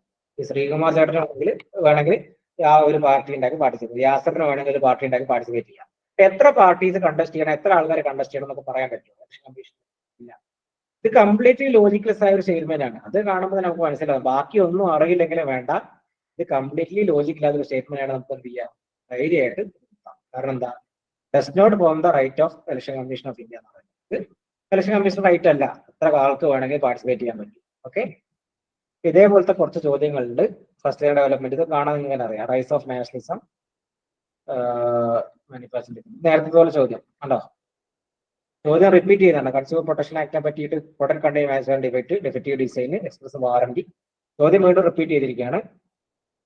നേരെ ചോദ്യങ്ങളുണ്ട്. ഓക്കെ, അപ്പൊ ഇങ്ങനെ കുറച്ച് ലോജിക്കലി കണക്ട് ചെയ്യാൻ പറ്റുന്ന ചോദ്യങ്ങൾ കൂടെ ഉണ്ട്. ഇനി ഒരു 3-4 ചോദ്യം ഞാൻ ഡിസ്കസ് ചെയ്യുന്നില്ല, അന്ന് ഞാൻ സ്ലൈഡ് ഷെയർ ചെയ്യാം. And this is the final question. എല്ലാവരും വളരെ ടഫ് എന്ന് വിചാരിച്ച് തൊടാതെ പോയ ഒരു ചോദ്യമാണ്. ചില ആൾക്കാർ ഒരു മോഡറേറ്റ് ടഫാന്ന് വിചാരിച്ച് തൊടാതെ ഒരു ചോദ്യമാണ്. പക്ഷേ ഇതാണ് ഏറ്റവും സിമ്പിളായ ചോദ്യം. ഞാൻ ഇതുവരെ കണ്ടതിൽ വെച്ചിട്ട് ഈ ടൈപ്പ് ചോദിച്ചു ഈ പറയുന്ന സ്റ്റേറ്റ്മെന്റ് വൈസ് അല്ലെങ്കിൽ ചേരുമ്പടി ചേർക്കാനുള്ള ചോദ്യങ്ങൾ ഏറ്റവും സിമ്പിൾ ആയിട്ട് വന്ന ചോദ്യം ഇതാണ്. അത് ചെയ്യാൻ പറ്റുമോ? ഇത് സോൾവ് ചെയ്യുന്നപ്പോൾ നിങ്ങൾ ചിരിക്കും, എങ്ങനെയാ സോൾവ് ചെയ്ത് നോക്കുമ്പോൾ.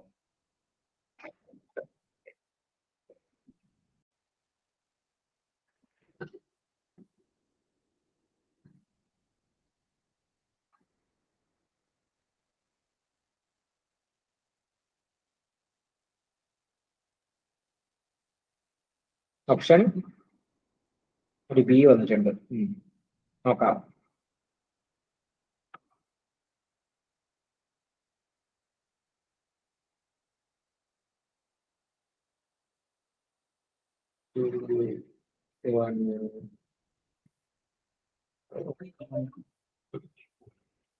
Option B.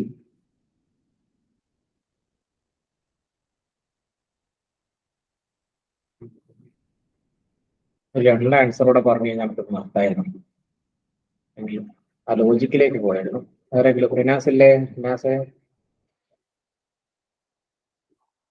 ഏയോ? ശരിയാക്കാം.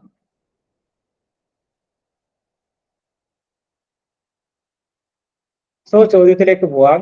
Match list 1 with list 2 and select the correct answer on the codes below. Divisions of Himalaya rivers. അപ്പൊ ഈ ചോദ്യം വായിച്ചാൽ നമുക്ക് മനസ്സിലാവും. അതായത് ഏത് റിവേഴ്സ്, കുറച്ച് 2 റിവേഴ്സിന് നടക്കുന്നത്, ഒരു റിവർ ഇങ്ങനെ ഒഴുകുകയാണ്, അടുത്ത റിവർ ഇങ്ങനെ ഒഴുകുകയാണ്. അപ്പൊ ഇതിനിടയ്ക്ക് ഒരു ഹിമാലയ പാർക്ക് ഉണ്ട്, അതിനൊരു പേര് പറയുന്നു. അതായത് പിന്നെ ഒരു പുഴയുണ്ട്, പിന്നൊരു പുഴയുണ്ട്, ഇതിൽ വേറെ ഹിമാലയൻ പാർക്ക് അങ്ങനെ പറയുന്നത്. ഇങ്ങനെയാണ് നമുക്ക് ഏകദേശം മനസ്സിലാവും അല്ലേ? ഇങ്ങനെയാണ്. സോ നമ്മൾ നോക്കുക, ഇതാണ് ഈ ചോദ്യത്തിന്റെ ഡിമാൻഡ് എന്ന് പറയുന്നത്. അതാണ്, അതായത് ഒരു റിവർ ഇങ്ങനെ ഒഴുകുന്നുണ്ട്, ഹിമാലയത്തിനെ ഡിവൈഡ് ഓരോ സെഗ്മെന്റ്സ് ആയിട്ട്, ഡിവിഷൻസ് ആയിട്ട് ഡിവൈഡ് ചെയ്തിട്ടുണ്ട്. ഇതൊരു സെഗ്മെന്റ്, ടോട്ടൽ എത്ര സെഗ്മെന്റ് ഉണ്ട്? 1, 2, 3, 4. ഓക്കെ, ഇതൊരു റിവർ 1, 2, 3, 4 റിവേഴ്സ് ഇങ്ങനെ ഒഴുകുന്നുണ്ട്. ഓക്കെ, അത് ഫാക്ട് ഒന്നും നോക്കണ്ട, ഞാൻ പറഞ്ഞത് എങ്ങനെ സോൾവ് ചെയ്യാന്ന്. ചിലപ്പോൾ നിങ്ങൾ ചിരിക്കുന്ന പറയാം. ഓക്കെ, അപ്പൊ ഈ റിവേഴ്സ് അങ്ങോട്ടും ഇങ്ങോട്ടും ഒഴുകണ പരിപാടി നിങ്ങൾക്ക് മനസ്സിലായല്ലോ? മനസ്സിലായി.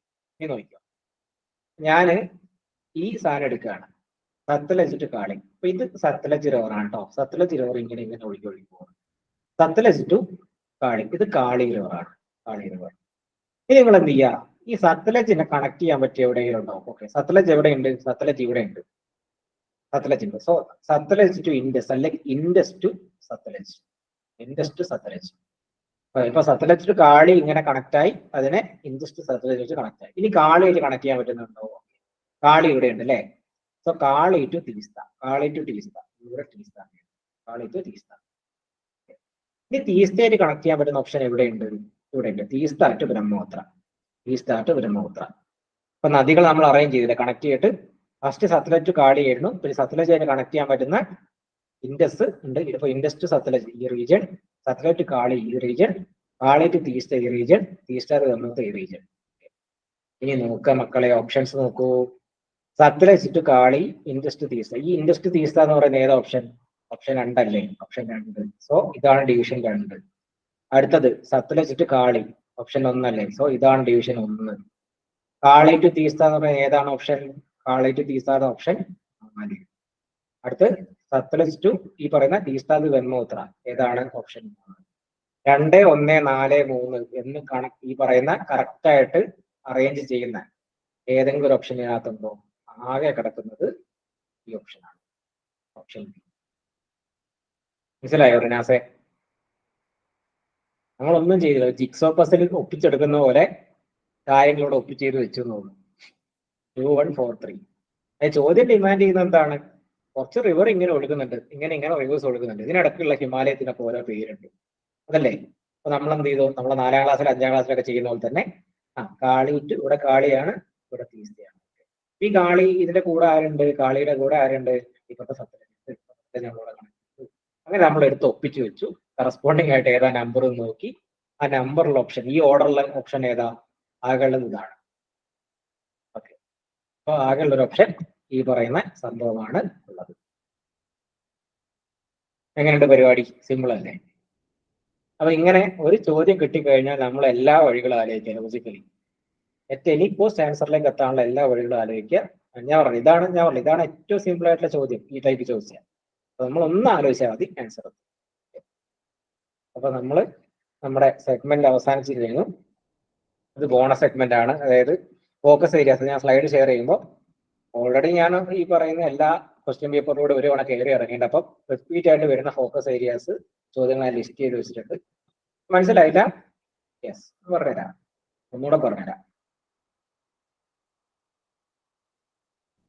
ഓക്കെ, ഞാൻ പറയാം. അതായത് ഈ ചോദ്യം പറയുന്ന divisions of Himalaya. Okay, divisions of Himalaya reverse ആണ്.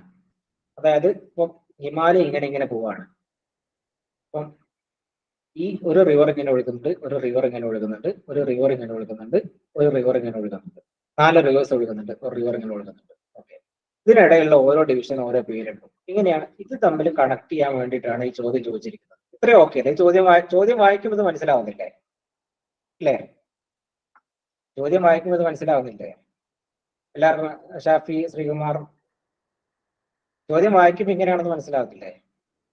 ഒരു തംസപ്പ് ഇടുവോ? Yes, okay. നമ്മൾ എന്താ ചെയ്തത് ആക്ച്വലി, ഇപ്പൊ ഇതൊരു റിവറാണ് അല്ലെ? ഇതൊരു റിവറാണ്. ഓക്കെ, നമുക്ക് എന്ത് വേണേ എടുക്കാം. നമുക്കിപ്പോ കാളി ടു തീസ്ഥാനം എടുക്കാം. അപ്പൊ ഞാൻ ഇങ്ങനെ വരച്ചോണ്ടാണ് കേട്ടോ, അല്ലെങ്കിൽ നമുക്ക് കണക്ട് ചെയ്താണ്. നമുക്ക് വേണേ എഴുതാം. അപ്പൊ കാളിയുണ്ട്, തീസ്ഥയുണ്ട്.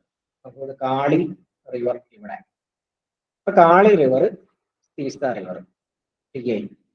ഇതിനിടയിൽ ഒരു റീജൻ ഉണ്ട്. ഇത് എത്ര നമുക്ക് അറിയില്ല, കോട്ടെ ഏതാ നമുക്ക് അറിയില്ല, അവിടെ നിൽക്കുക.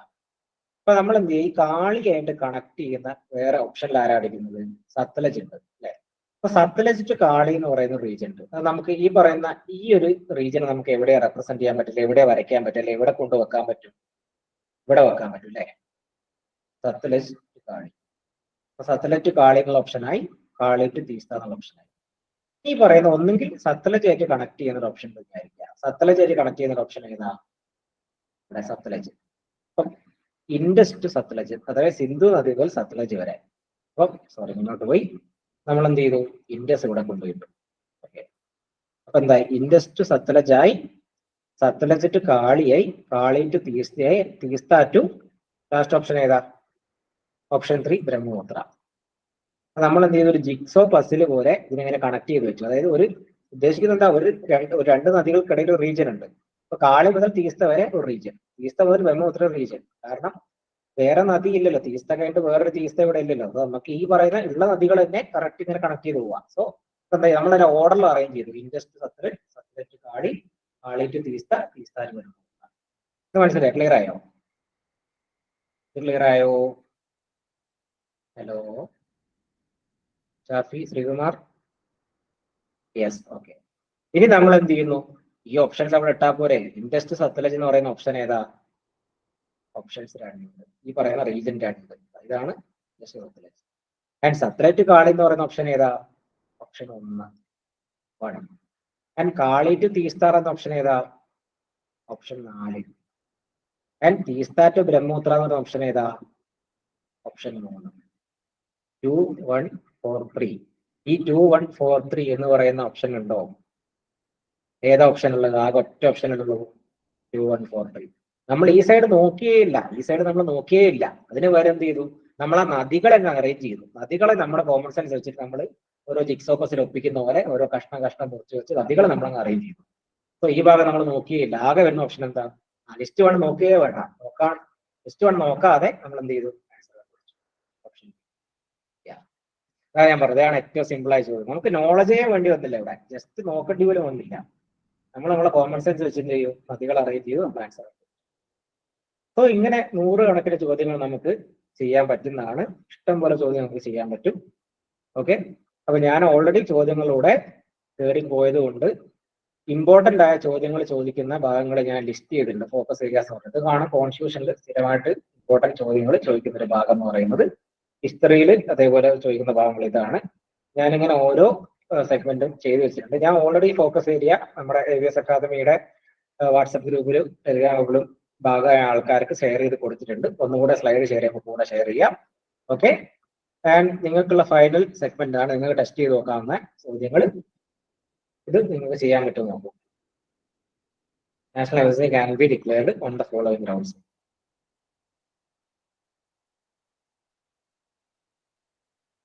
നാഷണൽ എമർജൻസി ശ്രദ്ധിക്കുക കേട്ടോ. ഇത് പ്രീവിയസ് ഇയർ ചോദ്യമാണ്. 5 ചോദ്യങ്ങൾ ഞാൻ പ്രാക്ടീസ് ചെയ്യാൻ കൊടുത്തിട്ടുണ്ട്. 1 or 2 നമുക്ക് ചെയ്യാം. ഒരു ചോദ്യം ചെയ്യാം. National emergency.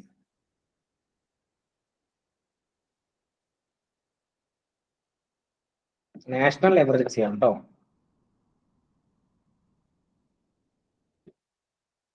ഓക്കെ, ഇത് ചെയ്യാൻ പറ്റിയില്ലെങ്കിൽ കുഴപ്പമൊന്നുമില്ല. ഞാൻ പറയുന്നത് നമുക്ക് ടൈം കുറവാണ്. ഇതാണ് answer. War or external armed റെബല്ലിയാണ്. കാരണം നാഷണൽ എമർജൻസി ആയതുകൊണ്ട്, നാഷണൽ കാര്യങ്ങളായതുകൊണ്ട് നമ്മൾ ശ്രദ്ധിക്കണം. ഇതെന്ന് പറയുന്നത് സ്റ്റേറ്റ് എമർജൻസി. ഓപ്ഷൻ എ ആണ് കറക്റ്റ് ആൻസർ. അതാണ്.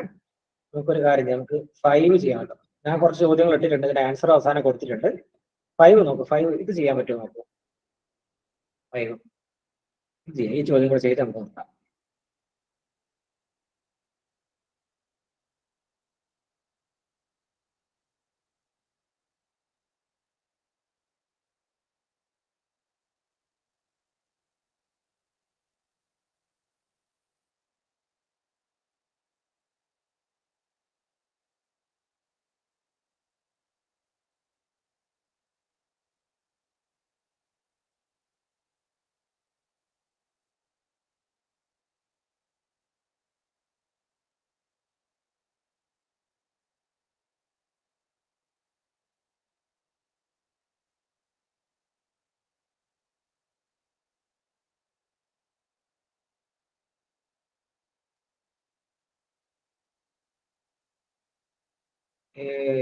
വന്നിട്ടുണ്ടോ?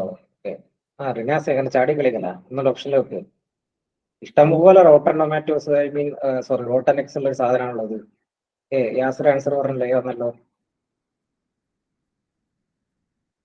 Simple answer. ഓക്കെ, നമുക്ക് നോക്കാം. നമുക്ക് സെഷൻ വൈൻഡ് അപ്പ് ചെയ്യാൻ ടൈമായി. What is the provision to safeguard the autonomy of supreme court of India? Supreme കോർട്ടിന്റെ ഓട്ടോണോമി, മീൻ സ്വയംഭരണ അവകാശം എങ്ങനെയാണ് സേഫ് ഗാർഡ് ചെയ്യാന്നുള്ളതാണ് ചോദ്യം. While appoint supreme court judges, the president of India has to consult chief of India. This is a fact. നമുക്ക് അറിയണം. അറിഞ്ഞില്ലേ കുഴപ്പമില്ല. Supreme court judges can be removed by the chief justice of India only. First rotten ആദ്യത്തെ ചീമുട്ട് അവിടെ പിടിച്ചു.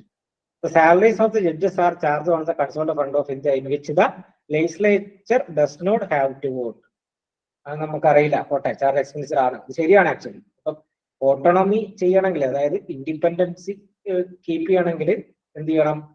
Vote ചെയ്യാതെ തന്നെ ഓട്ടോമാറ്റിക്കലി അവർ സാലറീസ് ഡയറക്റ്റ് ആണ്. കാരണം ഇപ്പൊ ഗവൺമെന്റിനെതിരെ ഒരു വിധി പറഞ്ഞു കഴിഞ്ഞാൽ അവർ സാലറി കൊടുക്കാൻ പാടില്ല എന്നൊക്കെ ഗവൺമെന്റ് തീരുമാനിച്ചു കഴിഞ്ഞാൽ ജഡ്ജിമാർ തള്ളിപ്പോകില്ലേ? സോ അവർക്ക് വോട്ട് ചെയ്യാൻ പറ്റാത്ത ആ ഒരു സിറ്റുവേഷൻ വേണം. അങ്ങനെ ലോജിക്കലി ആലോചിക്കുമ്പോഴും അത് ശരിയാണ്. സോ നമുക്ക് അങ്ങനത്തെ വേണ്ട. നമുക്ക് അടുത്ത സ്റ്റേറ്റ്മെന്റ് നോക്കാം. All appointments of officers, all first rotten tomato നമ്മൾ പിടിച്ചു, അല്ലെ റോട്ടനൊക്കെ പിടിച്ചു. Supreme court of India made by the government only after consulting chief justice of India. All appointments of officer staff, officer സ്റ്റാഫിലെ എല്ലാ അപ്പോയിന്റ്മെന്റും സുപ്രീം കോർട്ടിന്റെ അപ്പോയിന്റ്മെന്റും, ഐ മീൻ ഒരു ക്ലർക്കിനെ appoint ചെയ്യണം, തൂപ്പുകാരനെ അപ്പോയിന്റ് ചെയ്യണമെങ്കിലും ചീഫ് ജസ്റ്റിസ് ഓഫ് ഇന്ത്യയോട് ചോദിക്കണം എന്ന് പറഞ്ഞു കഴിഞ്ഞാൽ ലോജിക്കലി ശരിയാണോ? ലോജിക്കലി ശരിയല്ല. ഇഷ്ടം പോലെ ചീമുട്ടകൾ റോട്ടനൊക്കെ ഇവിടെയുണ്ട്, റോട്ടനൊക്കെ ഇവിടെയുണ്ട്. സോ ഈ സ്റ്റേറ്റ്മെന്റ് എന്താണ്? തെറ്റാണ്. 4 വെട്ടി ആൻസർ എന്താണ്? ഓപ്ഷനെ. അങ്ങനെ കുറച്ച് ചോദ്യങ്ങൾ ഞാൻ പ്രാക്ടീസ് ചെയ്യാൻ ഇവിടെ കൊടുത്തിട്ടുണ്ട്. സ്ലൈഡ് ഷെയർ ചെയ്യുമ്പോൾ അതും കൂടെ ചെയ്യാം. ഓപ്ഷൻ ഉണ്ടാവും ചെയ്യാൻ ആൻസർ. അപ്പോൾ thanks for being in the session. എന്തെങ്കിലും ഡൗട്ട്സോ കാര്യങ്ങളോ ഉണ്ടെങ്കിൽ എനിക്ക് ചോദിക്കാം. നമ്മുടെ സെഷൻ അവസാനിച്ചു. സെഷൻ വളരെ ഉപകാരപ്രദമായി എന്ന് ഞാൻ വിചാരിക്കുന്നു. നിങ്ങളുടെ അഭിപ്രായങ്ങളും നിർദ്ദേശങ്ങളൊക്കെ പറയാം.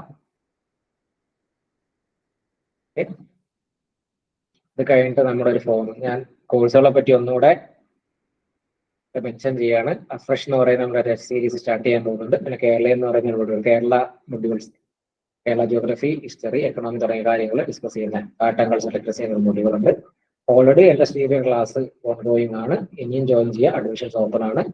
ഇനി കുറച്ച് സമയം കൂടെ പഠിച്ചു കഴിഞ്ഞാൽ പ്രിലിംസ് കം മെയിൻസ് ബാച്ച് ആണ്. കുറച്ച് സമയം കൂടെ പഠിച്ചു കഴിഞ്ഞാൽ എന്തായാലും നമുക്ക് പ്രിലിംസ് ക്രാക്ക് ചെയ്യാൻ പറ്റും. സമയമുണ്ട്. അപ്പൊ ഈ പറയുന്ന എലിമിനേഷൻ ടെക്നിക്സ് ഒക്കെ നിങ്ങൾ യൂസ് ചെയ്യുക. ഇനി സോൾവ് ചെയ്യുമ്പോൾ വളരെ കൂളായിട്ടിരിക്കുക, ചോദ്യങ്ങൾ വായിച്ച് മനസ്സിലാക്കിയിട്ട് സോൾവ് ചെയ്യാൻ നോക്കുക. ഇത് കഴിഞ്ഞിട്ടുള്ള ഗ്രൂപ്പിൽ ഒരു ഗൂഗിൾ ഫോം ഇടുന്നുണ്ട്, എല്ലാവരും അത് ഫിൽ ചെയ്യാം. ഓക്കെ, പിന്നെ എന്തെങ്കിലും ചോദിക്കാനുണ്ടോ? എന്തെങ്കിലും ചോദിക്കാണ്ട് ചോദിച്ചോളൂ, നമുക്ക് വൈൻഡപ്പ് ചെയ്യാം. 2 മണിക്കൂറോളം നമ്മുടെ കൂടെ ഇരുന്ന എല്ലാവർക്കും പ്രീവിയസ് അക്കാദമിയുടെ പേരിൽ നന്ദി രേഖപ്പെടുത്താണ്. A big thanks to all of U.